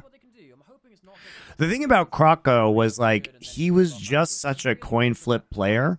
Like he would do the most crazy shit, like dive you in between tier 1 and tier 2 towers at like level 3. And just in the whole game, or he would be good sometimes. But he was also with Kyle, and he was with Prince when Prince was having his amazing season. NIP, they've kind of started that from this spring. NIP, a team which of course took over from V5, and they've had a good Blade Rune King, AK Senna. Carry in his own right. I think that Blade Kraken, really strong items for him right now. Less tanky than see what happens actually. Okay, so Aki's level 6 now. Aki has been much better on non-AP junglers, more classic junglers. And the thing is that we have actually seen a gold lead emerge here for NIP off of turrets and plates mostly. What Ala has to go through in these team fights. 1,000 gold down, going for a strike breaker, having to go through a cyclone, the slicing maelstrom. It's a lot of inclement weather, all things said and done. And even the Call of the Forge God 2, it's going to be hellish for AL to play from behind in this game. And they're going to have to find themselves all easier to mitigate from the side of NIP than the other. Feels like this is very fightable for NIP. They've got the big ults, you know what I mean? And they have to get a reset onto Viego. Remember, AL wants to play for these Viego resets. And look at, I mean, we'll see what Braum can do with the block here. Wow, great engage by Zhuo, though. Look at this. He flashes in to get the wall knock. So we get the E in from Wukong. It's a massive combo. And then Zhuo flashes in to continue the knock up here. Gets actually a 4-man knock. That's so crazy. That combo was so well executed by NIP. Ninjas in pajamas, take your hats off. And they do hope ends up taking Shanji down, but it really again. Dude, all the flashes committed. Like, there's no way you should be fighting that. I think if you're AL with all those ults and flashes up. It was 3 down for them just for the 1 return. NIP. All right, that's probably the game now. Probably have too much of an advantage, but you really have to play around the ults here. Around Kennen and Wukong and Ornn ults in particular, if you're AL. Against anyone's legend. We did say that he's been having an on and off split. It feels long. Back into this fight, though. Such a mega play, though. I mean, it's just flash E in, right? Rookie's on the flank. He gets in there as well, but it's really just the series of knockups that's so crazy. Kyle actually does stop the R2 from Ornn, but they've already lost the fight. The disengaged play just couldn't come out quick enough. And AL really walk away with a hugely won fight for them. Rookie even picking one up at the end adds insult to him. Braum does wall off Ornn, true, but you know, they had already gotten hit by Wukong ult or 4-man or knockup looked like. Buys a little bit of play on his skin, on his champion, that LeBlanc. Back into this fight though, anyone's legend, they choose awful terrain for this. Awful terrain. The Emperor's Divide buys a little bit of space, but it's too little too late. The Cyclone. It's actually hard to tell whether it was R2. The Emperor's Divide buys a little bit of space, but it's too little too late. Oh no, I think R2 comes here. Where's R2 for Wukong? Hold on. There's R1. No, I think it was the knockup from Ornn on the wall. Braum doesn't wall off Ornn? Yeah, he does. Doesn't he wall off Ornn? Yeah, there he goes. He catches the Orn ult. Got the sizing maelstrom going through as well. The disengage play just couldn't too late. The cyclone, awful terrain. The Emperor's Divide. Because there's the Orn ult coming in, and he goes boop. Already tapped everyone once. He got the sizing maelstrom going through as well. The disengage play just couldn't come out quick enough. And AL really walk away with a hugely won fight for them. Rookie even picking one up. But those kind of engages, are gated around every 5 minutes around the flashes. So And another kill picked up now at 8 stacks on the Dark Seal. A couple items completed. Level 12 as well. This LeBlanc is going to be such a misery. Huge shutdown goes the way of Croco. It takes 3 people walking at them and a handful of ultimates, but they get the king of mid lane down in the LPL. Rookie dies Into the shuffle. Misery to manage. Now the question is, can they shut him down? He has no flash. He used that for the play. Just uses the distort on the way. playing around pick's probably better here with the Ash Arrow into the chain CC from Viego. I think that's probably how they have to play this game. If you can get the chain CC from like Renekton into Viego, the Ash Arrow is very important to AL. I think in order to get back into this game, they have to play around that. What happens is he'll teleport topside in about a second or so, pick up that wave, and nothing changes. Although he might want to hold on to it, perhaps, especially with Dragon coming up. That might actually be his response. Yeah, it might be. What's Ash building PD second? Yeah, I think that's standard now for Ash PD second. I mean, Phantom Dancer giving you the permanent ghosting and move speed is super good. So nasty if they get in and amongst it in the team fight. We did say that Aki, he's probably been the person that I would have. No, I don't think Trinity is better. I think you want the move speed against this composition that NIP is running. Like this Wukong or the Rex side, he can really make something work. Croco, we did say there's less of a comfort champion on the pick, but he makes it look all the same. Nice. And Hope on the Ash. Lest we forget. Great arrow. From summer 2022, very good player of the Ash from that era. That he certainly was, and of course was replaced by Ruler, another really World-class phenomenal, Ash. really phenomenal. He will get even charged. Flashes down, but it's not that much breath here. Shanji now looking for his own angle, but will be spotted, as will Rookie. He might be able to just hit Shanji on the Here we side. go. Here comes the call of the Forge God. Dominus about to time out for all is the problem. That's a big engagement. Be forced to Bellow's breath here. Shanji now looking for his own. Okay, so here's the trigger. So they see that the Braum shield comes down, Ale on the flank, right? hit by the They see that the Braum shield comes down, and now they know they can Orn ult. That's a mistake by Kyle right there. As will Rookie. He might be able to just hit. Because now you can just hit the go button while Braum shield is down. It's free. That's a big engage afterwards. The stun though onto Shaw gets him very low, but it will at least be a 1-for-1 theoretically. No, it's just 2 dead. They can't make the backline assassination. I'm not sure. They might have been trying to shield off chains, but Rookie didn't even cast chains. A last auto does it, and yes, AL was. That's a pretty big mistake. They lose it nonetheless. Yeah, they had full information. Rookie just baited out the shield by popping over the wall with W. Had no flash either, and the top laners both find themselves with lacking options. Shanks gonna go down from Rookie over the wall. The LeBlanc is truly popping heads. I'm waiting to see this replay because Ale popped the ultimate, the Dominus, so early, and Well, yet it just doesn't happen. So popping the Dominus, for those of you that don't know, is that you use it for the rage. You use it for that rage, and that's completely fine, because actually it's not really about the damage around you, but I think the problem is that he kind of sits here, he's trying to get himself to the point where he can get too big, too big empowered abilities. But it really just feels as though they didn't quite manage to disengage while Ala was going in. Good peel by Aki here too. Ollie's trying to get the flank, but Yeah, I feel like I don't know, man. I was surprised about this LeBlanc first pick, but Rookie actually doing good stuff with it. Yeah, this game is over. People like Rookie can be very scary to manage. The ethereal chain's not going to quite land. You know, I just had a bit of a brain fart as well. How the heck did Kyle not manage to cancel out the Ornal himself? And now he's already used a shield. He can't do it again. Oh god, he's just getting bait. His shield's getting baited out constantly. I just had a bit of a brain fart as well. How the heck did Kyle not manage to cancel out the Ornal himself? And now he's All right, why is Kyle? I mean, he knows that ult's coming up again. Very low, but the cyclone afterwards is really good. Finally, he's brought down, but Shanks is shanked in turn. It's so hard because even if you get a reset, the amount of CC onto the Viego is still going to be huge afterwards. Down the barrel of a game 3.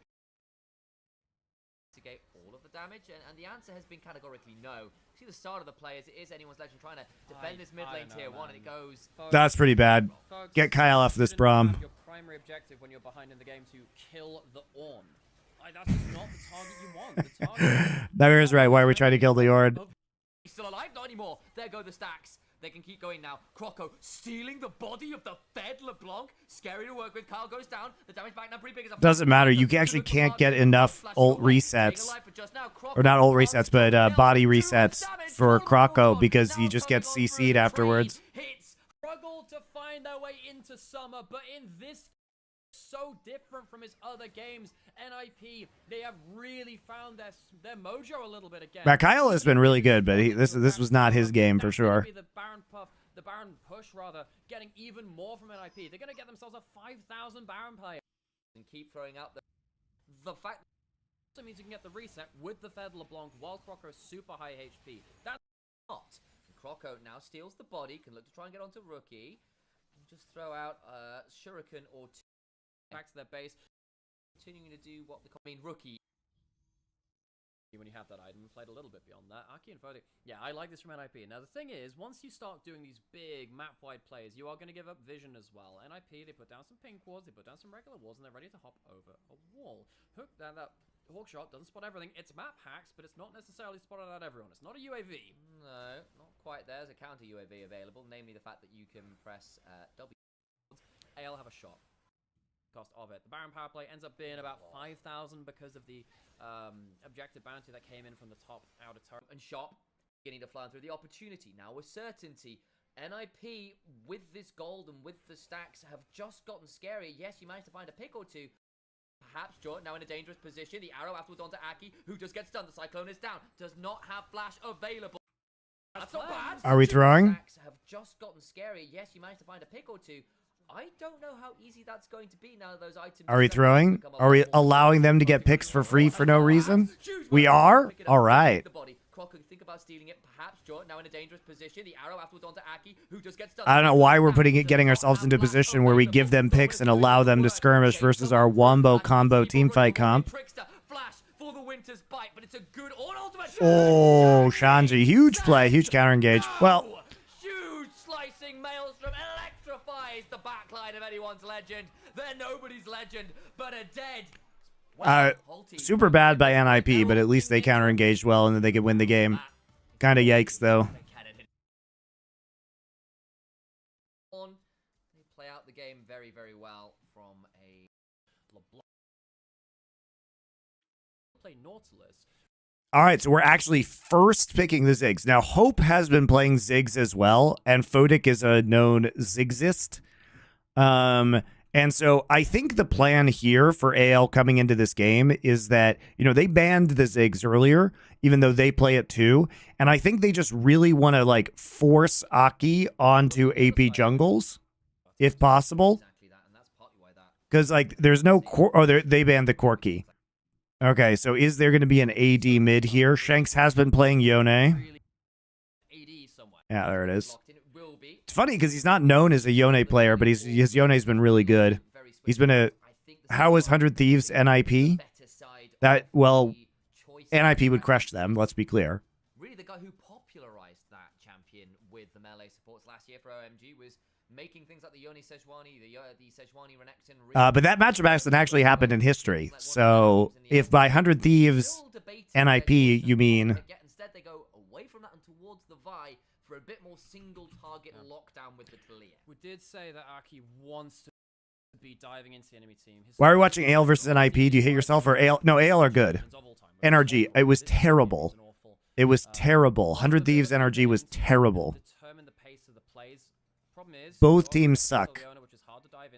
But NRG really sucks.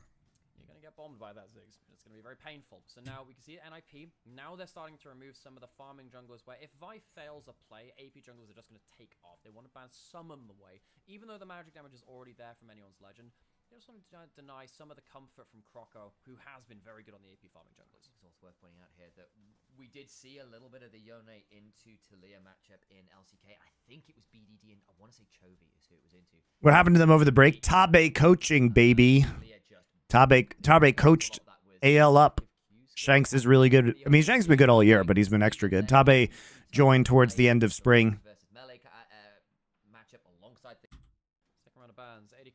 The Tabe effect. All right, so no Zeri or Ashe. It's going to take tanks for the front line. Wow, what a huge front line here. Cassante, Sejuani, Leona. All in style of composition. Great non-committal engage. Leona ult, Sejuani ults. Then you can, if you hit it, you follow up with Yone. The premier pairing with the Lucian. Has. It also means you can kind of spread out the backline within a team as one. To Photic from pretty much everybody around because it's Yeah, Ollie was looking kind of washed for a while after his LNG stint. I thought he had a strong start, and then he's been looking good recently. Meta not suiting an IP. Yeah, dude, Aki's jungle pool is dog shit. Set up for that Lucian correctly, particularly in the mid game, or I think Photic could end up, particularly if the game starts to fall away from NIP in a very challenging position. AL had 3 losing lanes. Yep, I mean that's true. That is true. The power of the Kraken. Let's see if they can Like you get pushed in pretty hard here in all of these lanes, right? Onto the rift we go.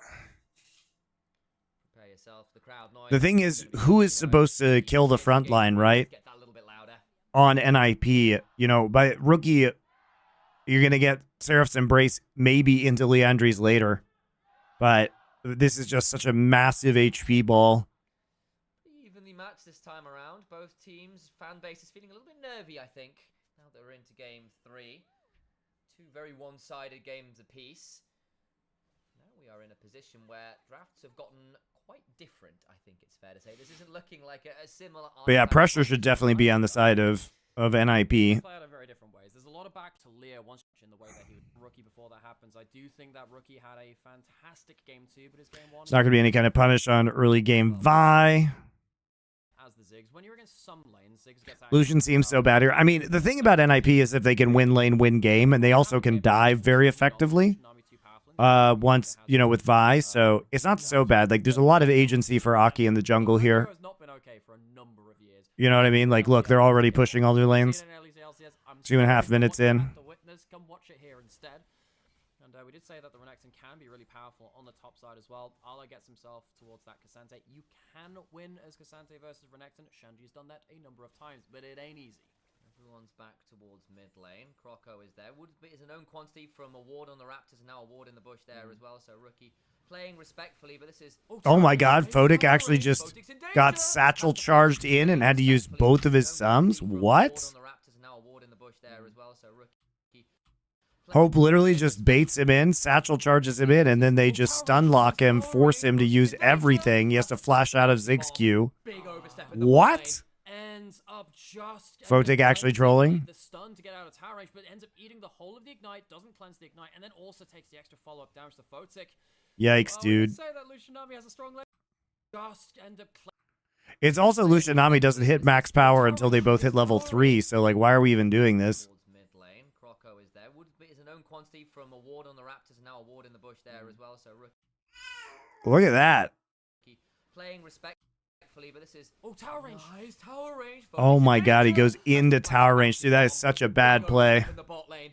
Ends up cleansing the stun to get out of tower range, but ends up eating the whole of the ignite, doesn't cleanse the ignite, and then also takes the extra follow-up damage to Photic.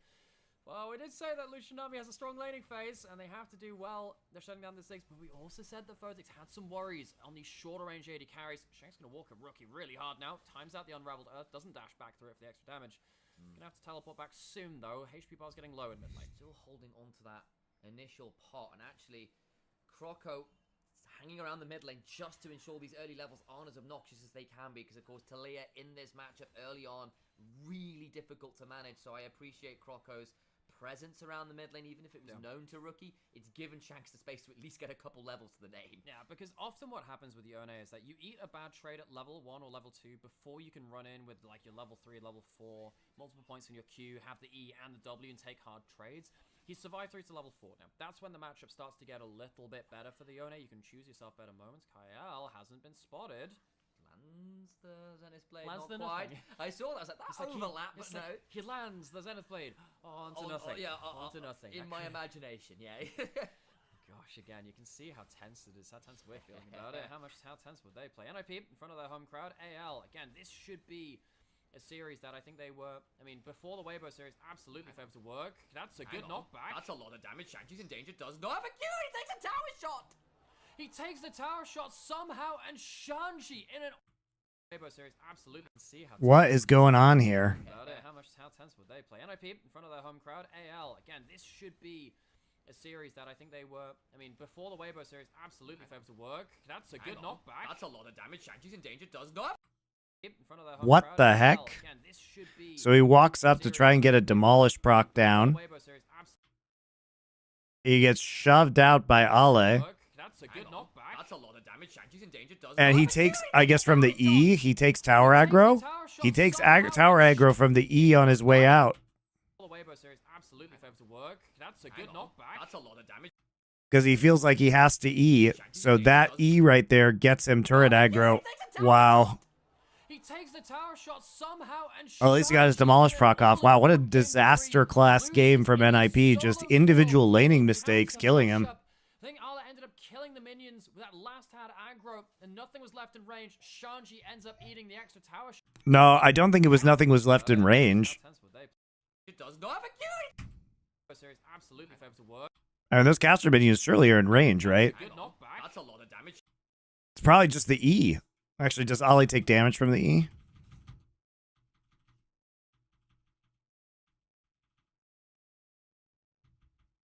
Why doesn't he just flash?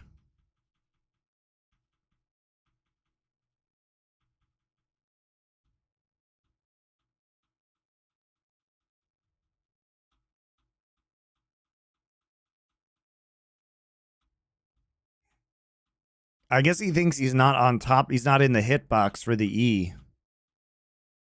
Yeah, he does. He does hit him with the E. You can see the glow on him. Pretty sure that yellow sparkle means because he's hitting the minions too. The E hits him. That was some bullshit hitbox, but Shanji, like, buddy, why doesn't he flash? And Shanji, in an all-important game 3, loses in a solo kill in a counter matchup. Yikes, dude. Wow, the throws are so real. Yes, you've got Ala and Whisker. Yes, Whisker, exactly. Don't know why we're sounding more. I don't think that's the way they say it up north. As you speak, a very the same. Ala getting that important matchup ahead. If he can deny the Renekton from having early game value, I think that allows AL to get into their big point of power. Back to that, Shanji does now have level 6, looking to try and threaten Ala, who is getting that wave shoved in and can't quite manage it. Still, should be beginning to push back towards him as Shanji's AoE will clear out. Bolder man than me. Man, and you know what? Rookie as a player, we know that he loves to be unlocked from his lane. AL have done a really good job of just chucking members into Aki, have themselves level 6 coming up for Aki as well. Once you get the Talia grubs, and despite the shove, it's only going to really delay the take by 30 seconds or so. Aki was starting up the Infernal Drake while that kind of too secure. Early, I guess, failed the smite fight, and now bot lane we go. Photic in danger. Gets taken so low, and that's the price of the summoners earlier. Only getting his flash now. NIP knew they were facing up against the Ziggs Leona. They picked the Lucian Nami into it, but Photic on the shorter range AD carries has just not really been it. He looked good on the Jhin, he looked really good on the Senna. His the non-traditional AD carries, but the Lucian Nami hasn't worked out. Level 6 from Croco hits Rookie. Surprise, you were making those plays.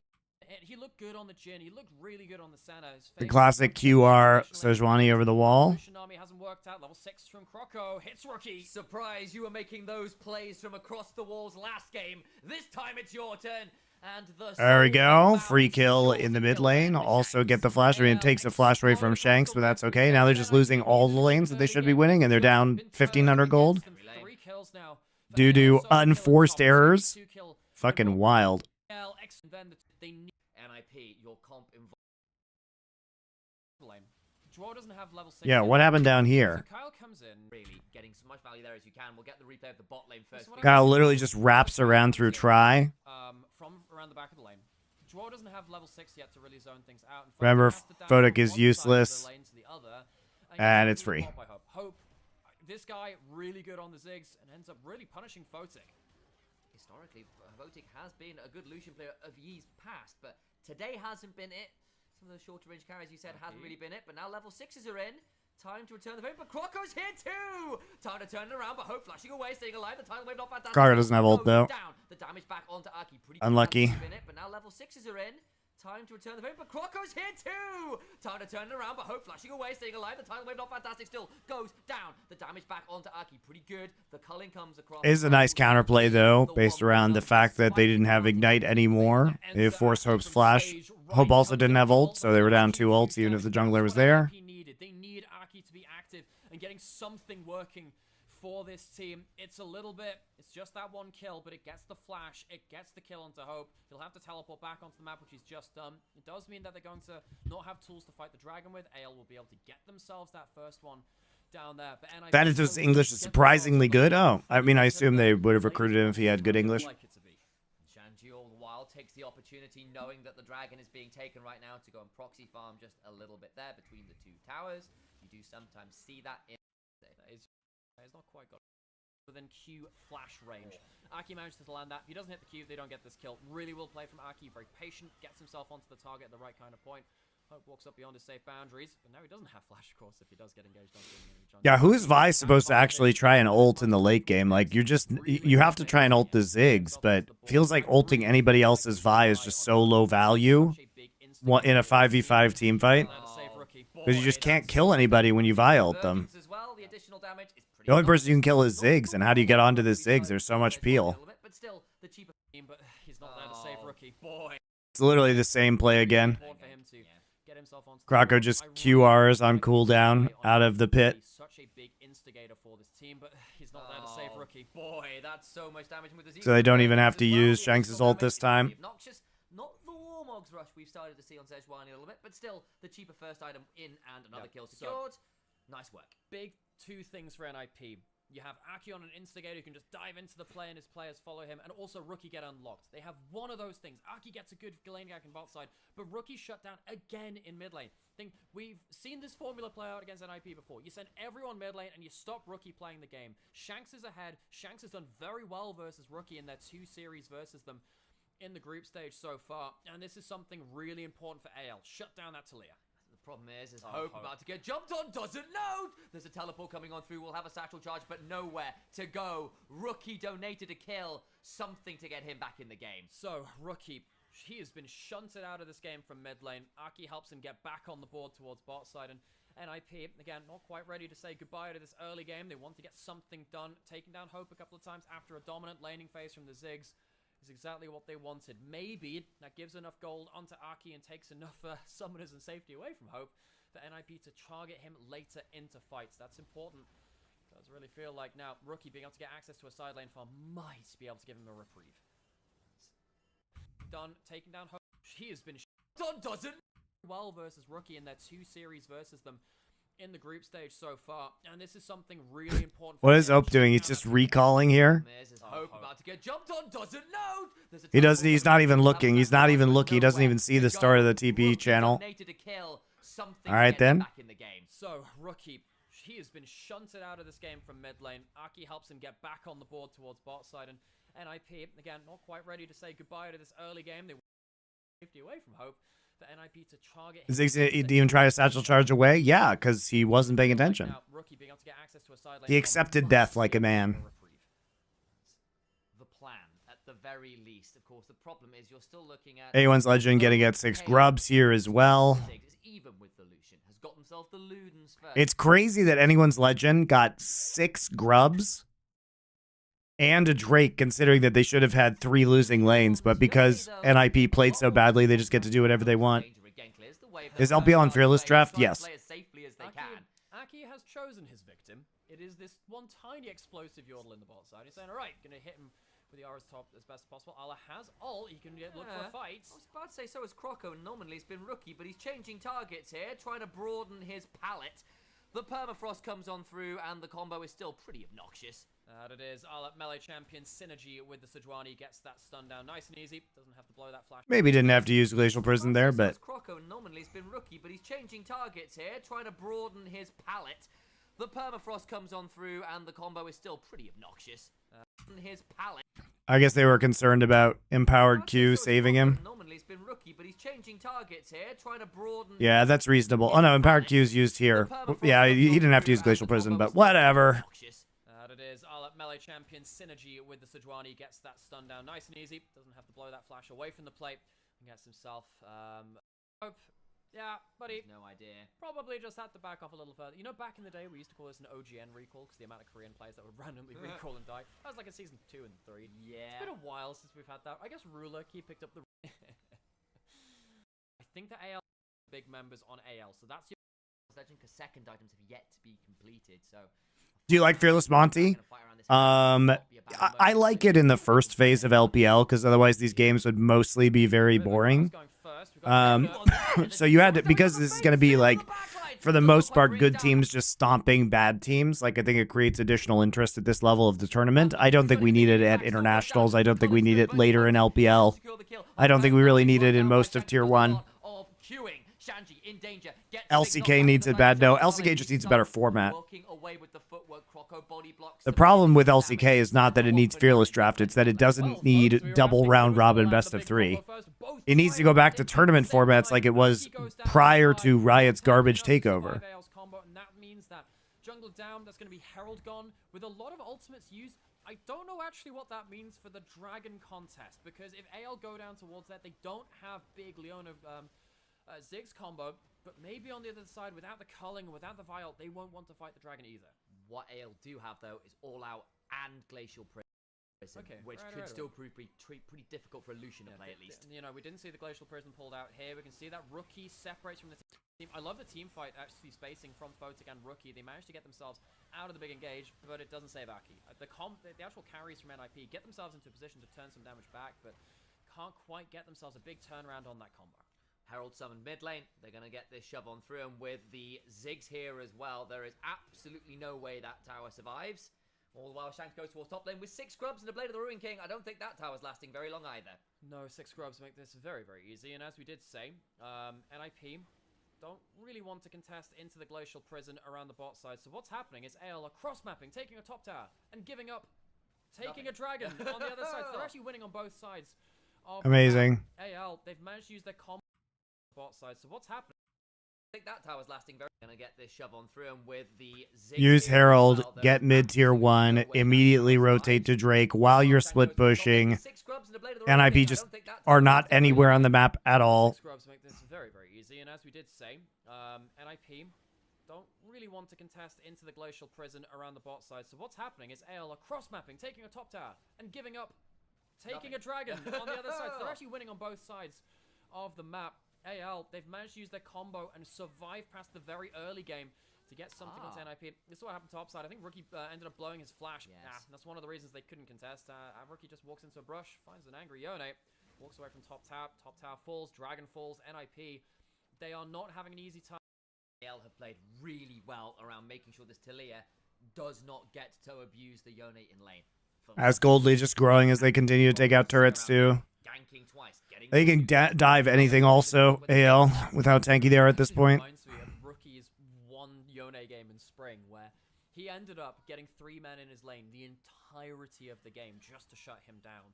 Now it's a very similar thing. Rookie, the fact that Ala to go all out. I guess it's very scary. The TP was indeed cancelled all out. It's still going to be there. Shanji goes down. Have a drink. Worked out pretty well, but there's still the ability to go all out. I guess it's very scary. The TP was indeed cancelled all out. It's still going to be there. Shanji goes down. Have a drink on all that. He well, but there's still the ability to go. Has outlaned Shanji, and the fact that Hope and Kyle have outlaned Photic and Draw, they're trying to now go into cross. I actually forced the TP here too.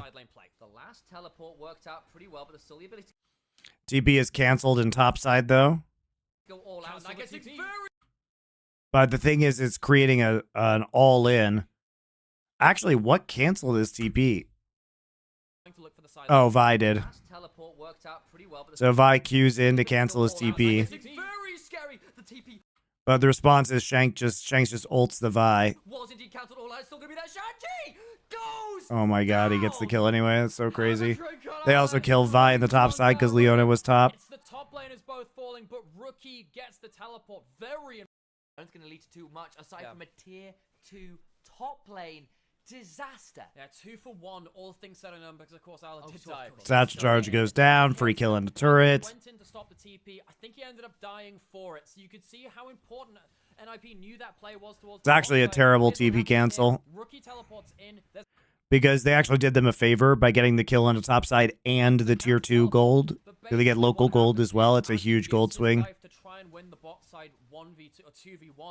It would have been better if the Yone had been allowed to TP, I think.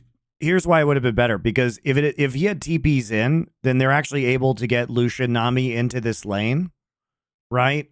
And we don't have Ziggs, and Leona was topside, so I think it's the better play is to let him go in, because in this case you trade 1-for-1 in bot, you don't get a tower, you lose a tier 2 top, and you lose Vi as well. At this point, you're down 6 grubs, 2 dragons, and about 6,000 gold. You've got a Yone at 2 items, 3-0-1, up a level against your mid laner. That, I mean, how do you... The fan part of this team, the more I think about it, actually, Rookie and Aki in different ways are two very different litmus tests for the team, because they're basically both trying to play. When we're going to see finally the replay here. Basically, he cancels the TP. He knows he's giving his life likely for this. He knows that. But the problem is they end up losing on the other side. I think it's fine if Aki dies here and they win. They basically go even in bot, but lose on top side as a result of that play. They don't do that. Now Crocker goes in. Another fight. Ziggs over the top. Another angle from behind gets a flash out of Aki, and Jaw is difficult. Nami already squishy enough level. Ale looks kind of fun team. Yeah, they are fun to watch, actually. They've been one of my favorite teams to watch so far this year. Well, fish and chips very fast, that's real. They're also very versatile just in terms of the play styles that they have. They're well coached. Tabe doing God's work, man. Shanks has been great. Hope has been good. Kyle has been good. Krocko's been okay. Ollie's been good. Didn't even need it for this one. Goes with a fast fuse. AL, they have been quicker and more knowledgeable on the map. Oh, Lord Rookie has got a shield, stays alive, but down to about 20% HP, and the Seraph's popped. Draw has a 2,000 gold advantage and absolutely rams it into Rookie's HP bar. Draw has to blow the heal for that. It's another defensive tool down. Is Ziggs going triple mana item? Look, the Blackfire is good, and the thing about it is once he gets Seraphs, who is actually going to kill him? He has so much peel, like Ziggs is actually just immortal. How do you think AL will measure up to the top 3? I mean, look, they're not going to be as good as the top 3, right? They're not going to be as good as BLG, JDG, or top esports. But they have been a very pleasant surprise, right? They're more than the sum of their parts.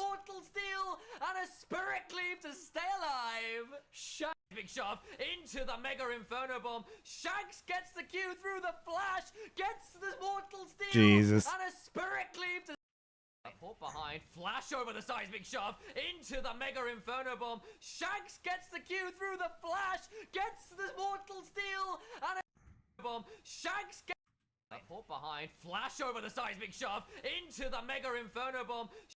Oh man, he gets him on the flash. That's so nice. Gets the knock up after the Renekton flash. Damn, Shanks for a control mage player, he's pretty good at Yone. Shanji, who's forever been the stable top lane player, this split, it felt like he was the shining light, has had a very off series versus Anyone's Legend. He has been outplayed by both solo laners of Anyone's Legend in game 3. It's going to lead to potentially a Baron. It's on Aki on a Miracle Steal. Can get in, but the Q over the wall into the Solar Flare, Solar Bound. The fish is dead again. Maybe we'll call it sashimi this time around, Ali. Gets pulled back, Photic runs out of photons. There is no light to be found. He plays for another team anyway. Aki has to stand and watch his team fall apart. The Ninjas, they have been well and truly largely shown up by Anyone's Legend in the 2 series they've played against them. This is the side lane play again, where Shanks briefly in a 1v2 teleports so quick from Anyone's Legend again. I think that's been one of the real specialties of this team. Flash off of... He flashes off of the seismic shove from Talia. It's really nicely played by Shanks. Struggled this game, individually and in the skirmishes. If he'd managed to get the W off before the Q came through, he probably kills there. He really does, but it doesn't happen. He gets CC'd, he gets taken down, and now 4-0-2. The damage in many ways has been done minutes before, 21 minutes in the game. I'm looking at a 10,000 gold lead. I'm looking at Soul Point, and the remainder of a Baron to go, yeah. They have everything. They have dragons, they have grubs, they have Baron, they have so much ability to play around things. Aki trying to get off vision. And if you don't make the play, you're losing out on the push. Tower starting to go down. Satchel will kill it. I'm also looking at Photic here. Rookie return to LCK would be a banger. Yes, bring back Rookie to KT. There's nowhere near a Lord Dom's regards or anything like that. Well, the answer is you don't. For a very long time, Photic fell apart in the laning phase 2. It feels like individually AL have outclassed the Ascension group.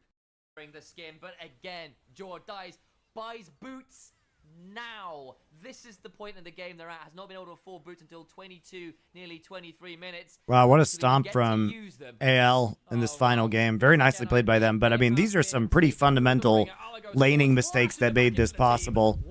Like, it shouldn't have been this easy for AL's comp to come online. Because, like, once they do, with these giant tanks, there's no hope of killing anybody from NIP. Like, but they shouldn't come online this quickly because NIP should have been doing better in the laning phase. But top and bot just kind of ran it down. Rookie goes down. NIP's stalwart mid laner could stand by and only watch in game 3. NIP lose to Anyone's Legend 2 times in the group stage in the double round robin. Well, guys, that is not just a flash in the pan. They are well and truly not the most viewership today because I was doing LPL games. But thanks for watching. Appreciate you guys. We'll be back with Power Spike in like 6 hours-ish whenever LPL ends. Summoning Insight will be tomorrow. Monty and Wolf Show was just released, I believe. So we got lots of content. We're back in the swing of things with all our shows on LFN. So enjoy, guys. Enjoy. And I will see you for another stream later this week.